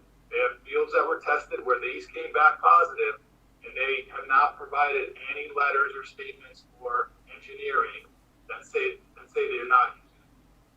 We feel to not want to be clumped in with that group. The reason we're not clumped into that group is because we make everything that we use. We're saying we don't use it, and it's backed by third-party engineering saying we don't. Will you provide a warranty? Can we get a warranty from Field Turf or Target Sports to Amity Regional School District warranting that you will not use those products? Absolutely. Okay. If we have a warranty document, that's a legal contract between Field Turf and the school district. We can provide verbiage in there if you'd like as part of that warranty document. We have no issue. That would be very helpful.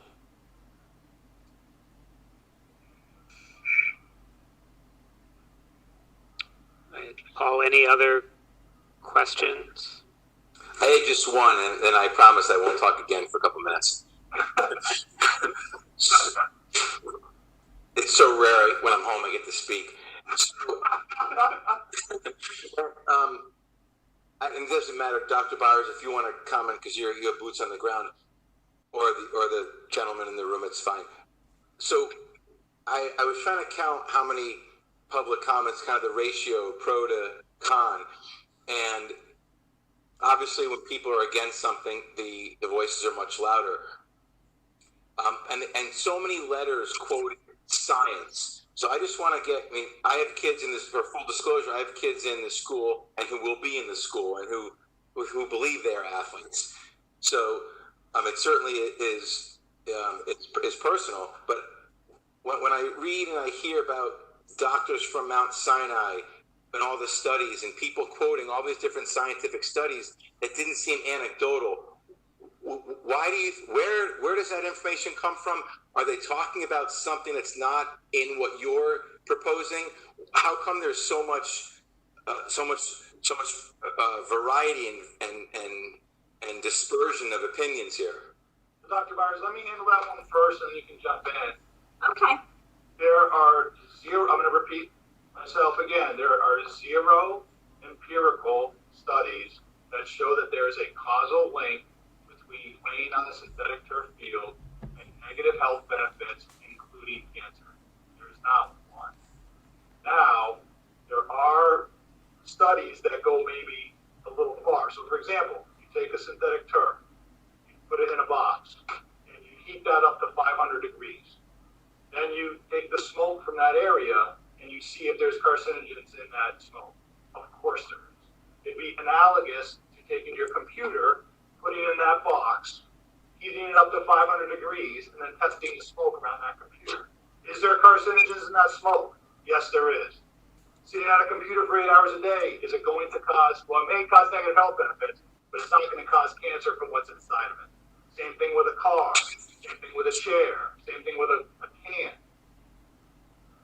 We're not claiming that their rubber tires don't have parts of them that may have cancer-causing agents. But what we are emphatically saying, it doesn't cause cancer to play on a synthetic turf field. Hundreds and hundreds of tests have proved that. And when you say science, science, science, it's not science for a doctor to give an opinion or for a media organization to give a media report. That's anecdotal and sometimes it's sensationalized. What we're saying is, we've tested it, we know. Forget what we're saying. Look at the 150 studies that say there is no causal link. So when I say science, it's empirical, it's peer reviewed, it has national scientific standards. That's what we look at. The anecdotal or media reports, we look at them, but we're not basing business decisions off of them. And I would chime in that we really considered it from the standpoint of Department of Public Health. So as essentially we function like a municipality, and ultimately we answer to the entities in Connecticut who sort of govern us. And the Connecticut State Department of Health has twice looked into this issue with detail and has concluded that it is absolutely perfectly safe for our students and our kids to play on these fields. And so, that's sort of where we're taking that stand from. I think as somebody who teaches kids writing, yes, anybody can make an argument for something that they want to persuade you to do. The Department of Public Health doesn't have a need to do that. They are a sort of independent observer who's just going to take the data and look at it and make a decision. And they have said that the synthetic fields are safe. Well, I'm gonna have one more quick comment, and then you can follow up. From a safety standpoint, from injuries, from concussions, from cancer or lack thereof, there is not a safer surface that you can possibly play on. In Connecticut, it is not possible for a high school to maintain a field that's as safe as the synthetic turf field that we're proposing. It's not possible because of the limited amount of pesticides and grass growing material that we have. It's not possible. It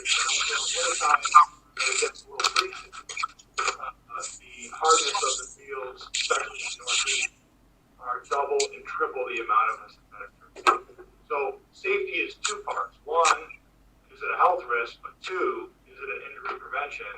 And I mean, we have more data than anything showing that unless it's a professionally manicured field, i.e. Jacksonville football stadium, Manchester United, unless it's that, that's equivalent to what we're providing. If it's anything less than that, injuries skyrocket. And again, in Connecticut, with the limited use of pesticides, it's impossible to create as safe as a field as what we're proposing. It's just not possible.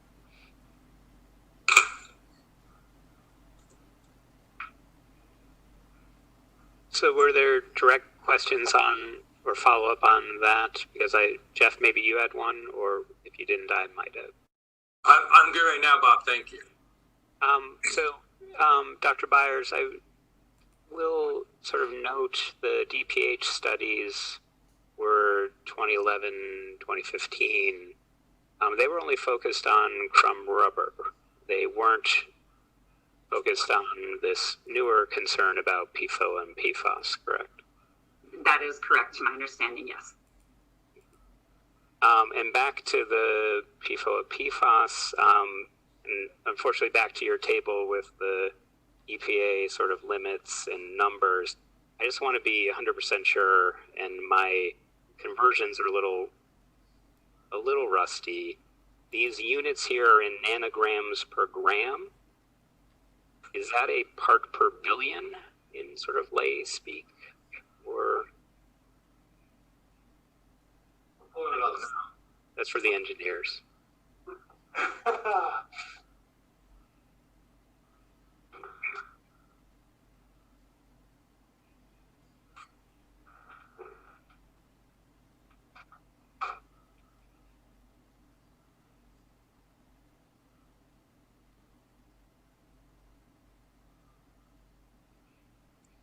Where I'm reading is in the caption of table 1, so it's a little bit, up on the top of your screen. It's or the very right hand side. It says that it's in nanograms per gram, and I just wanted to confirm. My understanding is that's parts per billion. Well, so I just texted Darren right now. I don't know if he'll respond, but from a Google, it's 1 to the 10 minus 9 of a gram. So it's whatever that means. I know. So then we add math to a bunch of lawyers is not a good idea. So a nanogram is 1 billion of a gram. 1 per billion is a nanogram. That's correct. And so if it's in parts per billion, I do just want to note that some of the studies and questions about PFOA and PFAS are talked about in terms of parts per trillion, which is a whole, even though these numbers, which I assume are numbers that you get from the EPA or the governing bodies that say if you are below this, fraction of a part per billion, a 0.79 parts per billion, all these numbers are less than 1 part per billion. You can be, allowed to say that you are PFAS free. I guess my question, and I did like the response to Jeff's question of in your process, you're not adding PFAS, you're not putting PFAS into the extrusion process, you're not using a lubricant, and you're willing to attest to that or have a sort of guarantee of that. I just note that from this table, this puts, this is in very small quantities, don't get me wrong, parts, less than 1 part per billion, but this very strange world of PFOAs and PFASs deals with parts per trillion, which are extremely difficult in terms of testing and extremely difficult in terms of detecting, and unfortunately means that there are, because it was fairly ubiquitous in Gore-Tex and Teflon and Stainmaster and all those other sort of compounds, it's kind of everywhere in the environment. But I just want to confirm that these are parts per billion.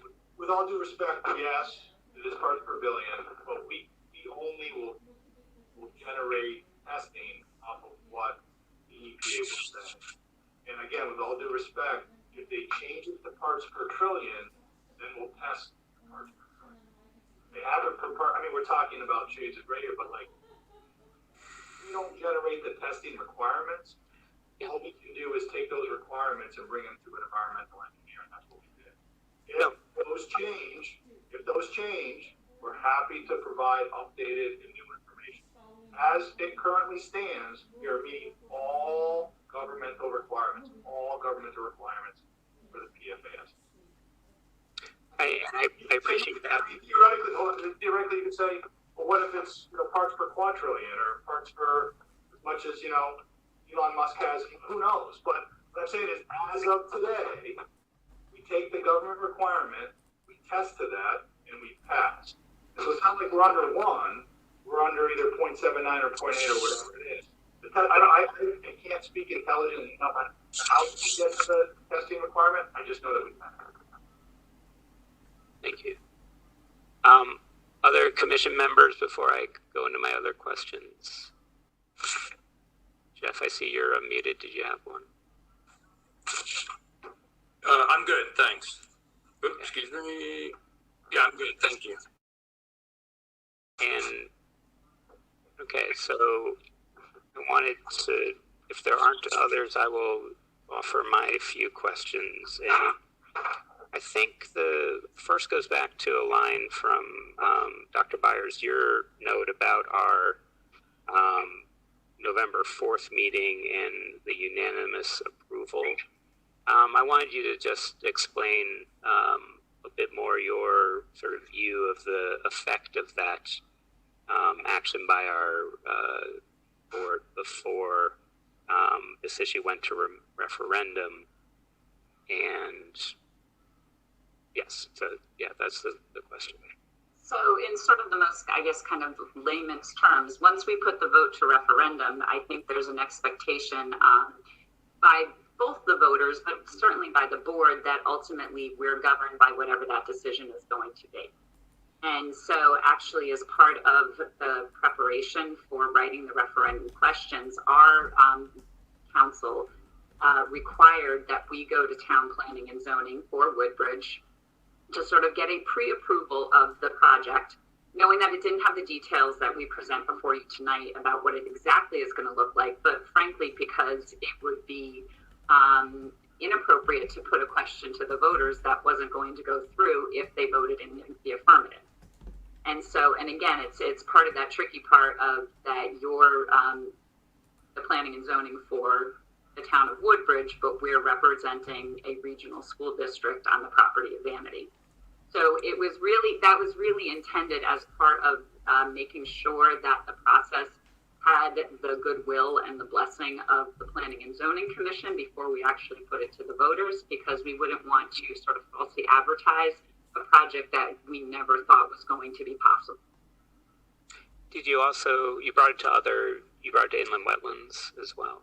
Yes, inland wetlands has to review it as a part of this process, but that happened after the referendum was approved, but before we came before you. And I believe at the first meeting, you had the letters from the Inland Wetlands Commission and their review. Okay, just so I'm totally clear on the timeline, you still came to us before the actual December vote, though. Yes. So, yes. Okay. And I'll probably ask Chris about this later.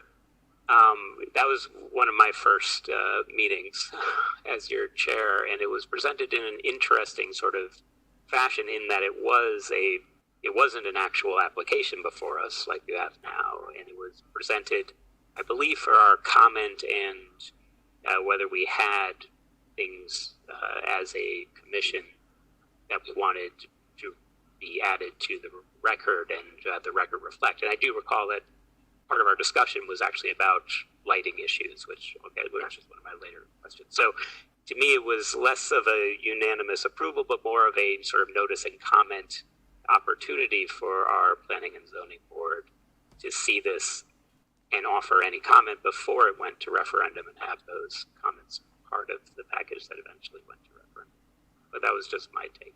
Any reaction to that?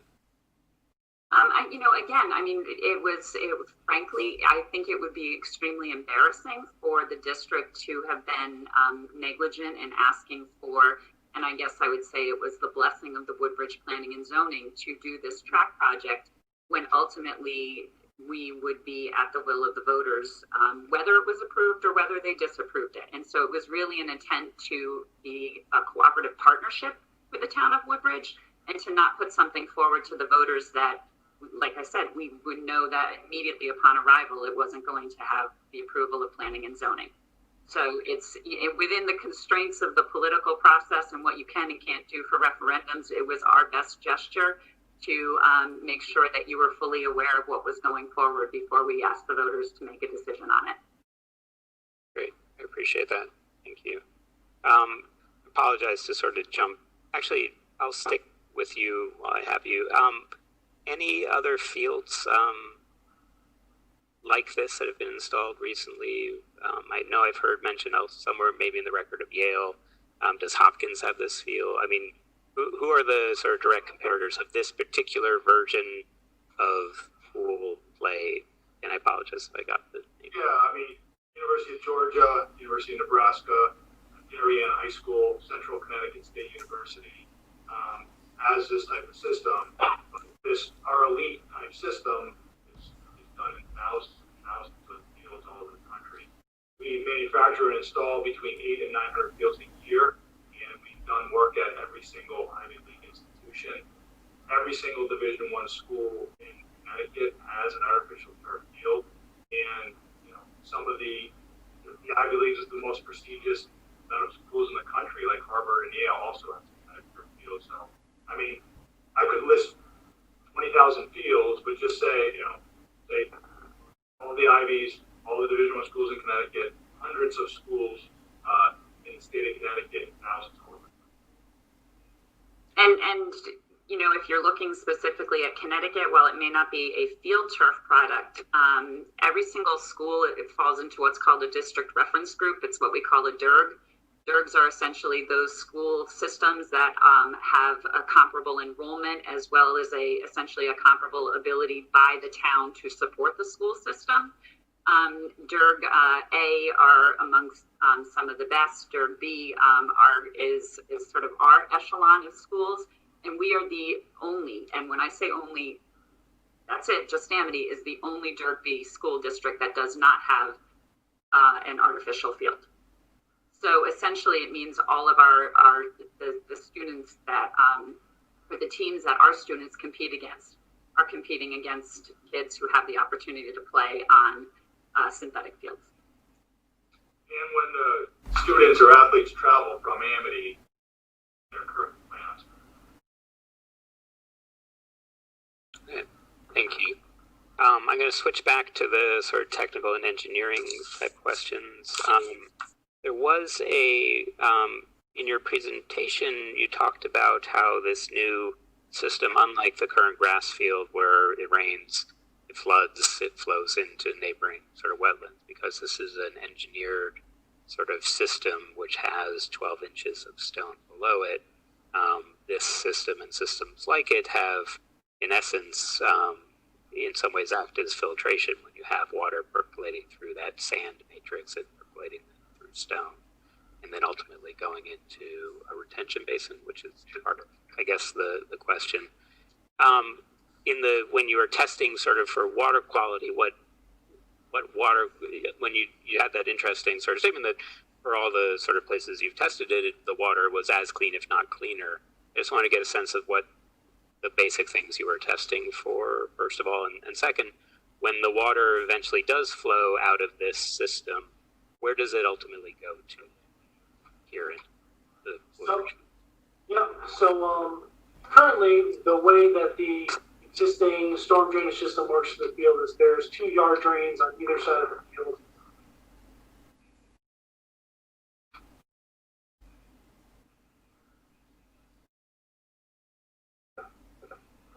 We're pulling up the site plan. Appreciate it. Thank you. So under existing conditions, there's a yard drain kind of in the northwestern area that discharges to, it's considered an intermittent water course, but it's basically a piped storm drainage system that goes along the roadway, discharges to an open air system for momentarily, and then goes back into a pipe system. And then the other half of the field, so basically the northern half, the southwestern portion of the field gets into an existing yard drain and discharges to the wetlands over here. What the proposed system is going to do is we're going to make use of those 2 existing outlets. But the way that the field is going to operate is that the water, once it goes through the infill and into the stone base, it has the ability to either infiltrate into the soils below. We found that the soils below were a little rocky and were not overly good for infiltration. That's kind of one of the reasons that the field now floods. And then once it does, and because the field goes from about a 2% pitch to a 0.5% pitch, the water takes a longer time to get to the sidelines. So it has more of a time to infiltrate. But in general, what happens is that the tension basin is within the stone base itself. There's a section of void between the stone. So typically when fields are tested for storm drainage, there's I guess you would say a bucket of water that's put on top of the field, and then you can use different areas to sample from the storm drainage systems. In this case, the places that you would sample from would probably be the outlets. The difficult part to get any real data from that would be because the intermittent water course, that's in the northwestern corner up over here, collects water from several different sources. And then the system that's down over here,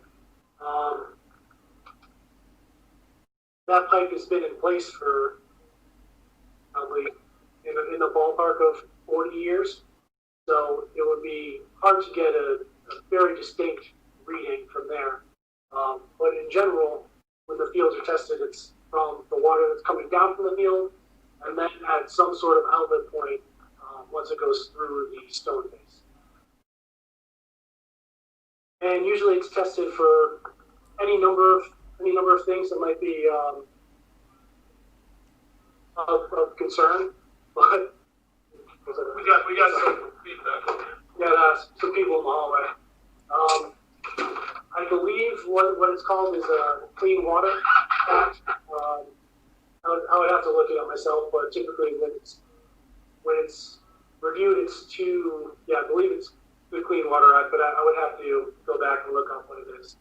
And again, what happens is the water goes through the infill, travels through the stone base. Because the stone base is, I believe it's a basalt type of stone, it has the ability to infiltrate or to dissipate and act as a filtration system for that storm water before it gets into the system that it's out into. So the state, it wasn't field turf per se that did the testing, so the State Department of Public Health for New York, along with an independent testing agency of Camp Dresser McGee, there's a large synthetic turf project in central Massachusetts for this requirement. I'd be happy to provide all of that testing data if you so need it. Thank you. My last question actually was on the lighting, because I know there was at least one comment that was concerned about the lighting in general. I guess, and they may have been more actually concerned about lighting of the parking areas and elsewhere, but I know in your included materials, if you just, and I know this is one of the things that we are in front of us, the lights that you're installing are much more directed, much more efficient, and have less sort of spillage. Is that correct? Yeah, so the current lighting system is a metal halide system. It's an older technology. It's been around for the last 30 years or so. The new system is going to be upgraded to what's called an LED technology, light emitting diode. LED, just like you have in your house or your cars, it's just a lot more magnified. The system that you have currently has no visors whatsoever. The terms are spilling glare and on-field lighting. So the spilling glare from this system is massive, and the lighting on the field is subpar. When the upgrade happens, each LED diode has its own visor around it, and it's more directional lighting. The uniformity and also the multiple candles or the amount of light on the field drastically increases. The the glare goes down to almost nothing, and the spill gets cut by about half, 75%. So more light on the field, less light off the field, and then the cost to actually operate the system because of the LED technology goes down as well. Nice, good photos of it if you need it. But if you've ever been there with the current lights on, basically what it does is it shines into the neighbor's yard, and also shines into the wetland areas around it. The new system, the LED system, will be able to it'll light the field without lighting all the other areas around it where the neighbors just stare at lights whenever there's a game on. So that will kind of cease to exist. But there will be a lot more games because there will be a lot more usage, which is important to make sure that. It hasn't been our intent to increase the number of night games that we would have. Oh, thank you for clarifying that. Those were my questions. Any other questions from members of the Planning and Zoning Commission? I've got one final question. I've been sitting quiet for a record amount of time, Rob. Go ahead, Paul. Dr. Byers, I know one of the gentlemen referenced that Connecticut Bill HB 5300 was dead or shelved or whatever. I forgot what phrase he used. But when the legislature comes back into session, what would happen if they did in fact pass a bill either banning or having a moratorium on crumb rubber fields while we were in the middle of construction? We would be grandfathered in at that point. At least that's how the bills have read in the past. From my understanding of this bill, it's one that has been on the legislature's list for several years now. It seems to be a pet project that's brought up by one person.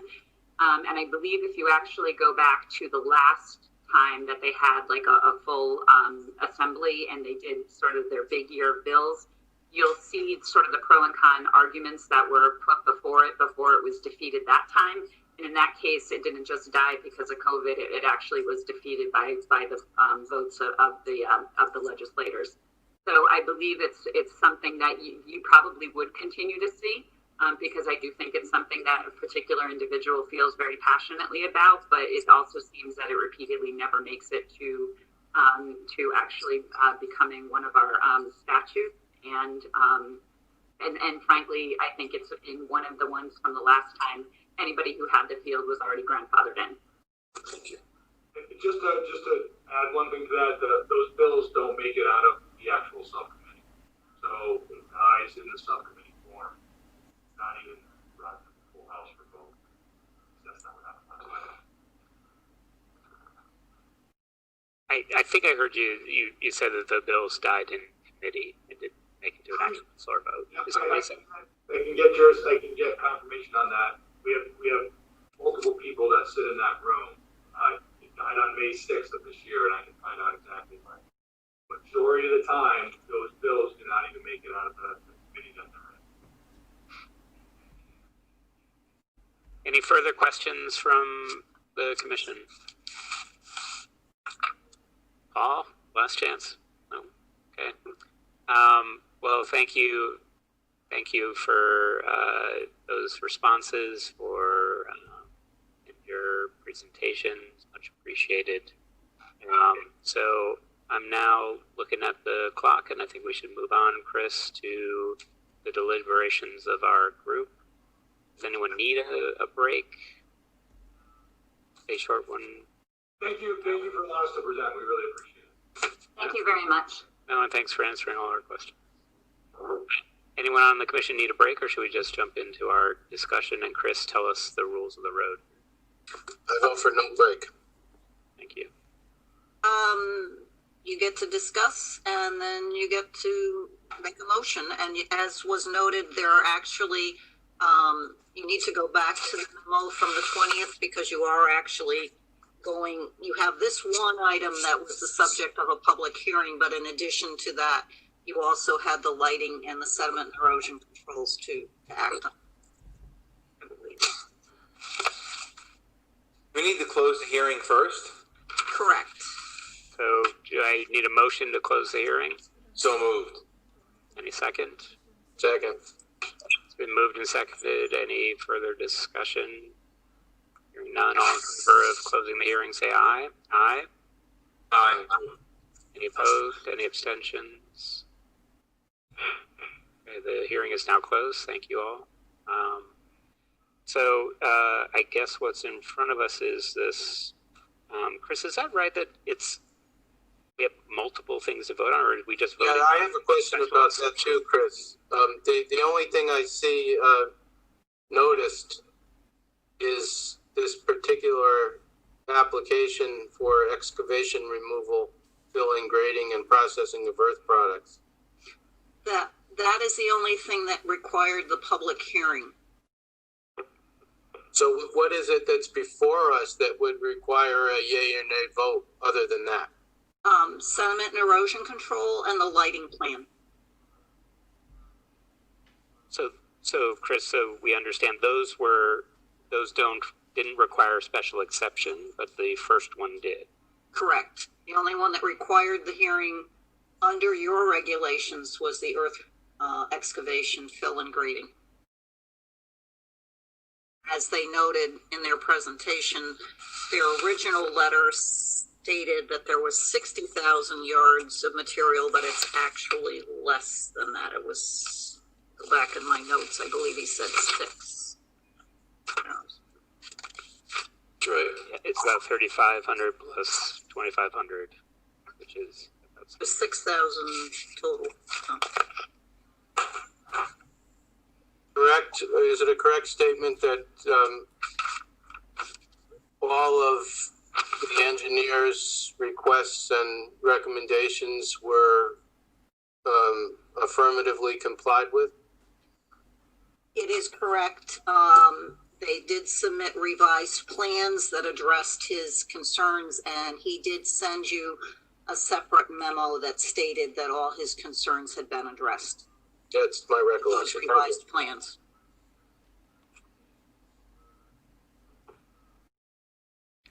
Right, so I will now open it up to our commission for discussion, for thoughts.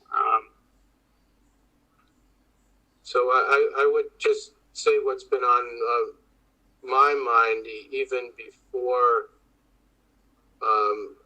receiving the letter from Dr. Byers is that we not exceed the scope of our authority or go beyond the parameters of the application before us, particularly insofar as this was a project approved by the Amity Board of Education, which is an elected body, which we are not, and was further approved by virtue of a referendum by the voters of the three towns. So I'm hesitant to second guess those two democratic processes. Those are my concerns. Thank you, Andrew. Others? Reactions to that or your own sort of thoughts you want to share at the opening of our discussion? I'll mention something, Mr. Chairman, if I may. Look, I agree. This has gone through a democratic process. It's been heavily vetted for a number of months before the public and before different venues, and then, of course, it was voted on. But I do think some legitimate concerns and safety concerns and material concerns were raised by people that were responding to the project when they saw more of the details that we might not have had at the original meeting when we saw it. And I don't know how much detail came out when the project was being vetted generally, but I'm made more comfortable, and I think we should ask if it's within our purview to do so, if we have the authority to do so, to ask the company to please give us a warranty or a guarantee that those chemicals will not be part of the lubricants and so forth that they might use. So that makes me feel a little bit more comfortable. And Jeff, just so I'm clear, that's in some ways a procedural question of, is our special exception, can it be with some conditions, a condition? Yes, sir. Yes, precisely so. I know Chris might know that. You can approve things with conditions. Jeff, would that be a warranty running to the entity with which they are contracting, the Amity Board of Education? I don't know that there's a legal privity as between the Planning and Zoning Commission and Malone and McBroom for any sort of binding warranty. Sure. I would imagine it would be between Amity Regional School District, who I believe would be a maker of the contract or a signer on the contract, and Field Turf. Now, I don't know if Field Turf is an Inc. or an LLC. I believe it's owned by Target Sports. But I believe there would be a warranty going from Field Turf to Amity Regional. Is that what you were asking? That is what I was asking, yes. Okay. So, look, I just think it's a good idea to get it. He offered it, so I think it would be helpful. I don't know if that's something we have the authority to do. I think it is, based on what Chris just said, but I think it could just protect us. They're comfortable making that statement, so they can stand behind it financially. I'm not an attorney, and I don't play one. I do know from various discussions of things that I've been at that you cannot make conditions that are beyond the ability of the applicant to be able to control. So I just make that statement, and I'm not saying that what you've been talking about is something that they can or can't control. It's just you have to be mindful when you make a condition that it's under the control of the applicant to meet that condition. Okay? Understood. So the motion could read hypothetically that there is a motion to approve the plan as presented pending a warranty between the two parties. Paul, I guess the question of whether that would be pending, that to me throws we didn't actually make a final decision, which I would love. Tonight will be our final decision. Well, to Jeff's point, if you don't put a condition on it, then the warranty is I wish, I hope, versus a necessity.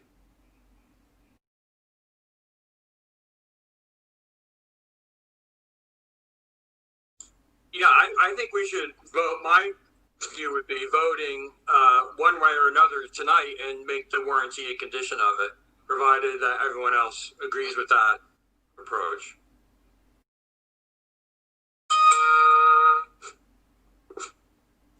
Andrew, any reactions? No, just so I understand you, Jeff, if you could restate the specific warranty that you're imagining? Sure. So there's a letter dated October 25, 2019, and it is from Field Turf to whomever it may concern by Mr. Darren Gill, who's Senior Vice President of Marketing. And in that letter, which was sent out again October 25, 2019, he represents that the supplier has confirmed that their products are free of PFAS, PFOS, and fluorine. So I would want to see a warranty that, or a confirmation, a guarantee that they will not use products that contain those chemicals now or hereafter. Would it therefore be sufficient if that representation was made in the context of this recorded hearing and meeting? Before I address that, let me mention this. I suspect there are, Andrew, some existing agreements in an existing contract between the company and the school district that has some kind of existing warranty. I would think that there would be an existing warranty of some sort. Anybody spending this much money on this type of a project, you would assume that there'd be some language already there. I would add what I'm asking for to just be a couple of sentences written by a skillful lawyer such as yourself that would simply incorporate the letter agreement of October 25, the open letter, to that existing warranty. I can't imagine there's no warranty of any kind. I'd be surprised. But additionally, the gentleman who spoke, and I didn't write their names down, that was my fault, but the gentleman who spoke clearly stated this was not a big deal. So, and I think it would help, I hope it would help alleviate a number of the public comments with grave concerns about PFAs and fluorine and other bad stuff. I agree with what you just said, Paul. I agree with that, yes. So it sounds like we're at least sort of getting towards a consensus that having one route is to have an approval with the condition, which we're allowed to do, that any existing warranties or guarantees between the contractor and the school district include a memorialization of the existing October 25th letter that's in our record that makes it beyond just a letter, but has a more binding sort of guarantee or promise not to use any PFAS, PFOS, and fluorine in the production or in the products that are given or installed at the Amity Regional High School. Yes. I'll make that motion. So we As now as you just stated, Rob. okay. So we now have a motion. I'm sorry, who made it? I was writing. I didn't look up. Andy made the motion based on the comments that the chairman just explained. Yeah, I got the comments. I just didn't see you making it. So thank you. You're Do we welcome. have a second?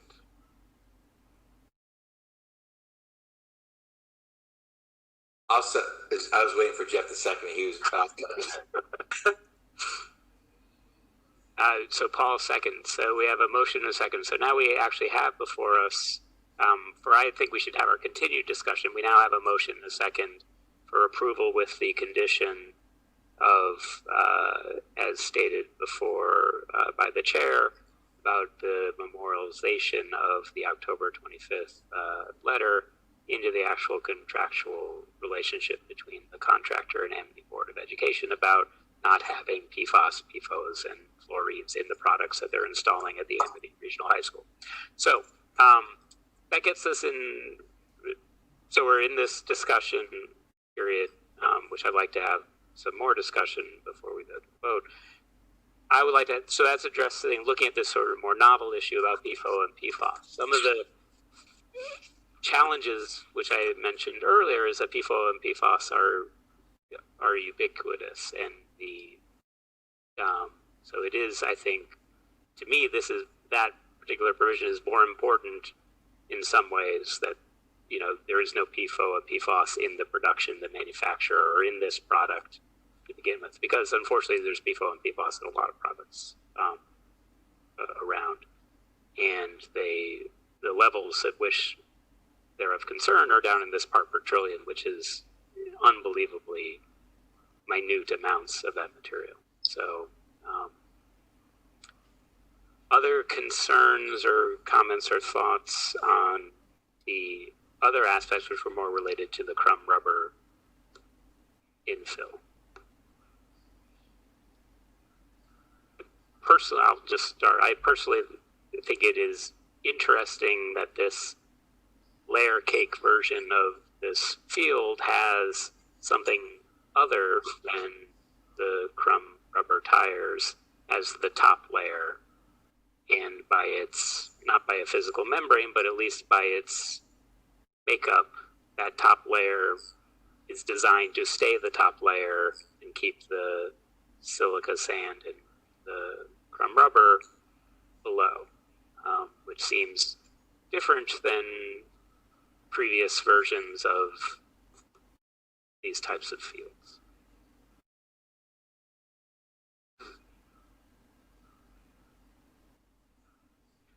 Other comments or thoughts or questions? I agree. I agree with you. I can't say that I am a huge proponent of artificial surfaces.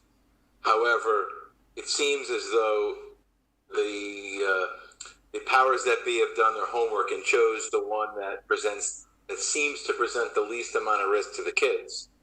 And I especially, again, I applaud Jeff to have the express or explicit warranty that it doesn't contain all of the things that seem to be so prevalent in the public comments. I think that strikes I don't know if compromise is the right word or balance, but I think that everyone did all they could to be happy or to be content with the process. I'm sure people won't agree in the end, and that's certainly their prerogative, but I feel like if our job is to follow the zoning regs and not invoke personal opinions or personal feelings, then I think according to the zoning regs, we're supposed to approve the project. So thank you, Paul. I'd like to react to that a little bit and it's interesting. So 3.3N, this is a permit to move 6,000 or so yards of material. And Chris, I'm correct, this is the only part that needs the special exception. Correct.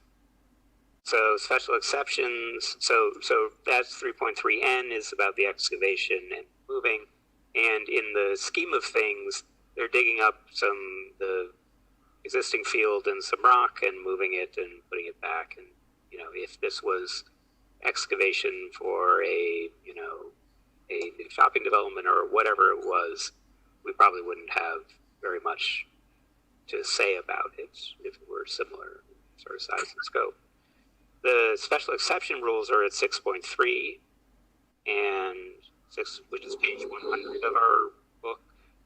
And the special exception, the threshold for granting a special exception is Part C, and in deciding whether to grant a special exception, the Commission shall give consideration to, but not be limited by, the following.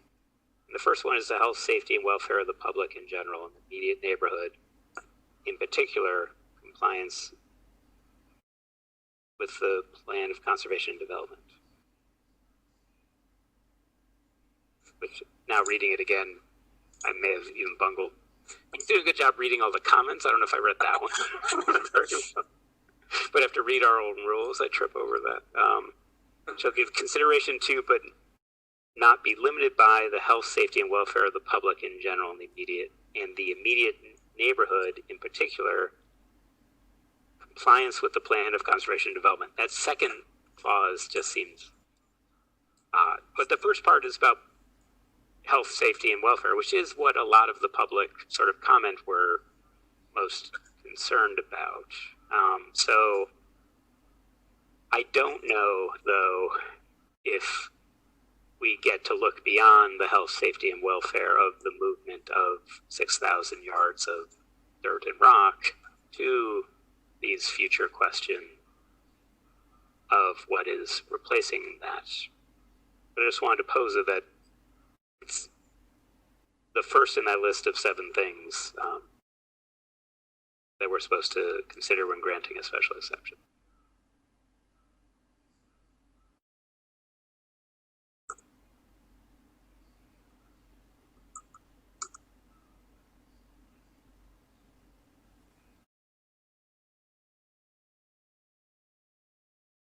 Any reactions or thoughts on that one?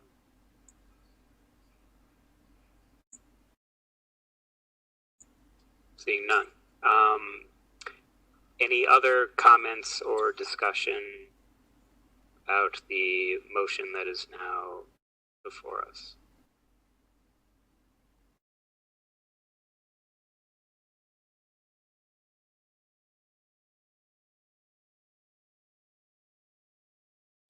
I'm hearing none. Should I put us to a vote? All in favor of approval of the motion as to approve the applicant's request for a special exception with the condition outlined previously. All in favor say aye. Aye. Aye. Aye. And aye. Any opposed? Any abstention? No. Motion passes. Thank you all. And with those, that additional condition, Chris? Okay. So now you need to. What do we need to do with the erosion and sediment controls and the outdoor lighting? You can approve them based on the appropriate sheets from the documents that were submitted to you, which include sediment and erosion controls, and the lighting sheets. I'll make another motion that those additional items be approved on the basis of those issues having been reviewed by our consulting engineer, who made requests and recommendations that, to my understanding, were wholly and completely met and complied with. I'll second that. So it's been moved and seconded. Any discussion or comment from the commission on approval of both the sediment and erosion control request under section 5.5 and the outdoor lighting under section 5.15.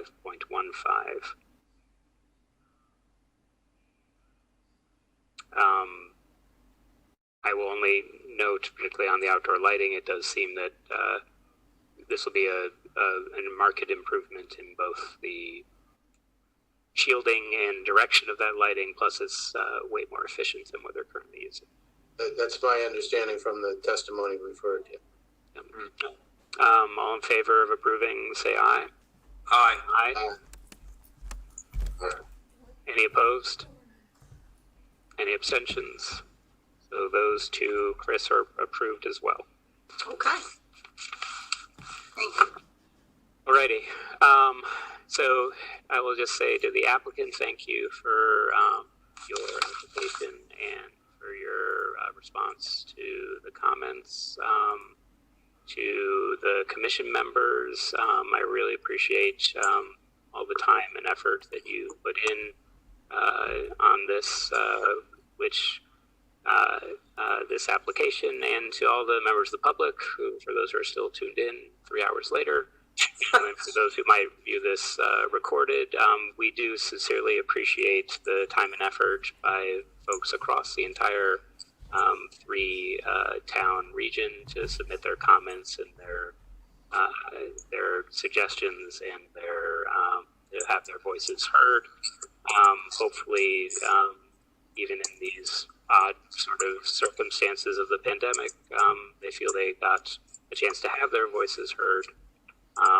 We do really recognize and appreciate all the folks who did take the time to send in comments. It was educational for all of us on the commission. I definitely appreciate it. Any final thoughts or comments from commission members on this matter before I think Chris, you had a few other housekeeping? No, hearing none. Okay, Chris, let's wrap this up. And for the applicant folks, if we won't be offended if you want to have dinner or see your families, so go ahead. Okay. In an email today, I posed a question. We have a thing that's come before me. It's not before you yet, although at some point you will have an application for a larger parcel of property that this will also impact. So we have an applicant who purchased a parcel on Merritt Avenue. It currently has one house. It can be by right divided without a subdivision into two parcels, which is the intent of the developer. And instead of a single family house on each of the new two parcels, they propose to put two-family dwelling, or a two-family dwelling on each parcel.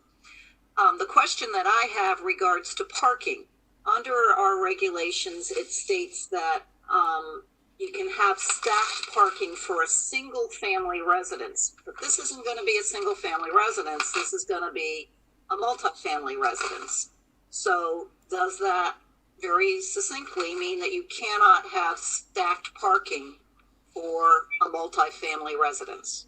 What is stacked parking? Well, we don't define that, but logic would seem to say that if you have a garage and you have a car in the garage and then you have a car behind that garage, that's stacked parking.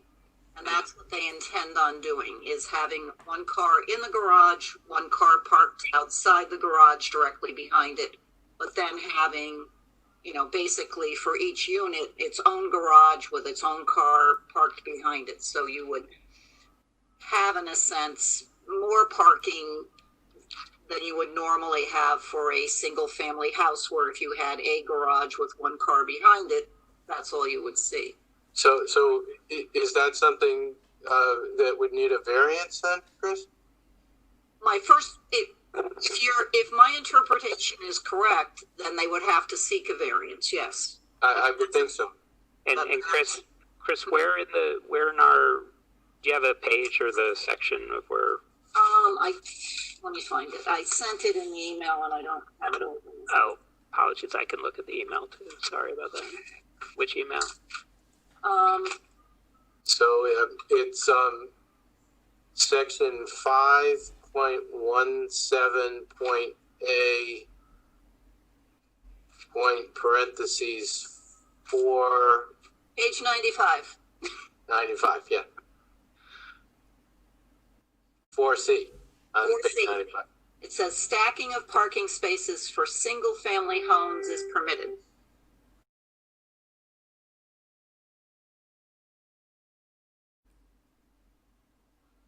I think to the extent that it's not specifically permitted for multifamily homes, there has to be an application for a variance.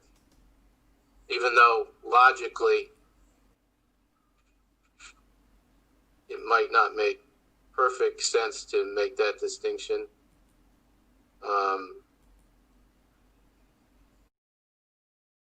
But I think that's what's legally required. Okay, that's what I thought. Yeah. Since I know this is going to impact a whole development after this, I did not want to err incorrectly. Although, is this another thing to add to our list of things that we should It's another thing to look at, yeah. update in our regulations on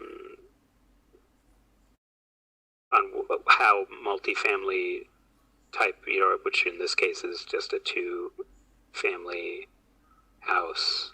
Mm-hmm. What are the specific? Are there actual specific parking requirements for multifamily houses anywhere in our rules? Well, it's silent, and this is where in an earlier section of 517, it refers to a table that doesn't exist, which is how much your density is supposed to be and how much parking you're supposed to provide. So that table doesn't exist. Okay, so it sounds like, and you don't need us to vote on this. You just wanted to get it. I just needed some clarification from you on that. Thank you. Yes. So it seems that from the clear language that the stacking of parking spaces for single-family homes is permitted. It is silent on multifamily homes. We have recognized that there's a gap in general, probably in our parking, regulations for multifamily homes. Maybe addressed. The application. Okay. The second question, well, it's not a question. You've been asked through me, if you would entertain having a special meeting for a non-binding preliminary discussion regarding the brewery purchasing the south side of Bradley Road and the current owner of both the north side and the south side, where you had approved an active adult plan development, having a discussion regarding revising the regulations to allow active adult. Chris, can you hold up one sec? I think Joe, Crisco, are you on? You may be. Is someone not on mute? I'm not on mute, but that background noise was not coming from me. Yeah. Okay, I apologize, Chris. No, it's okay. So the developer would like to have a non-binding preliminary discussion with you about how they would propose to revise the regulations to allow for an active adult plan development that basically would not include any commercial use, which under the current approval was required, and then also downsize the area that could be developed because the current regs require over 10 acres. I've been told that they would still hold with the proposed density under the current regs, which is 10 units per acre. So, in a nutshell, would you entertain having a special meeting for a preliminary discussion with the property owner and their attorney, who's John Nuff? No, I would say let them make an application. I mean, they're essentially looking for legal advice from us. John Nuff is perfectly capable of giving that advice to his client as to what proposed changes to the regulations should be requested. If anybody disagrees, speak up.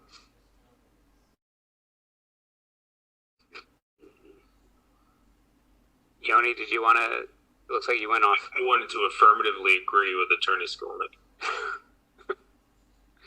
So, in essence, they wanted to do a dog and pony show presentation to us to get our feeling of where the wind was blowing, and then come back and see. Yeah, why add another meeting? Just if they want to change in our regs, they should present the proposed change in our regs, and we deal with them. Chris. Yeah. That's how it normally happens. They make a proposal, it formally comes before us, correct? They would submit, and this is what they did the last time. They came and submitted an application with the proposed regs, and you acted on the regs. Yep. Okay. So let's just do the normal course and save us a special meeting. Okay. I will let them know. Other than that, you had minutes. If you want to deal with that, or you guys got 2 more minutes. Motion to approve the minutes from whenever they were. Sure. May 4th. May 4th. So moved. Was that Second. Andrew? No, that was Paul. I'll second. Second. Moved and second. All in favor of approving the May 4th minutes, say aye. Aye. Aye. Any opposed? Any abstentions? Minutes are approved. Okay. I guess I get to let you have a summer off now, huh? Left of it. All right. Motion to adjourn. So moved. Second. I wanted to second that one. Oh, sorry. Go ahead. No, it's okay. All in favor, say aye. Aye. Aye. Aye. Good job, Rob. Yeah, thank you all. Good leadership. Good Good night, everybody. Yeah, good night. Be well. Good night. Good night. Take care. Enjoy your summer. Bye.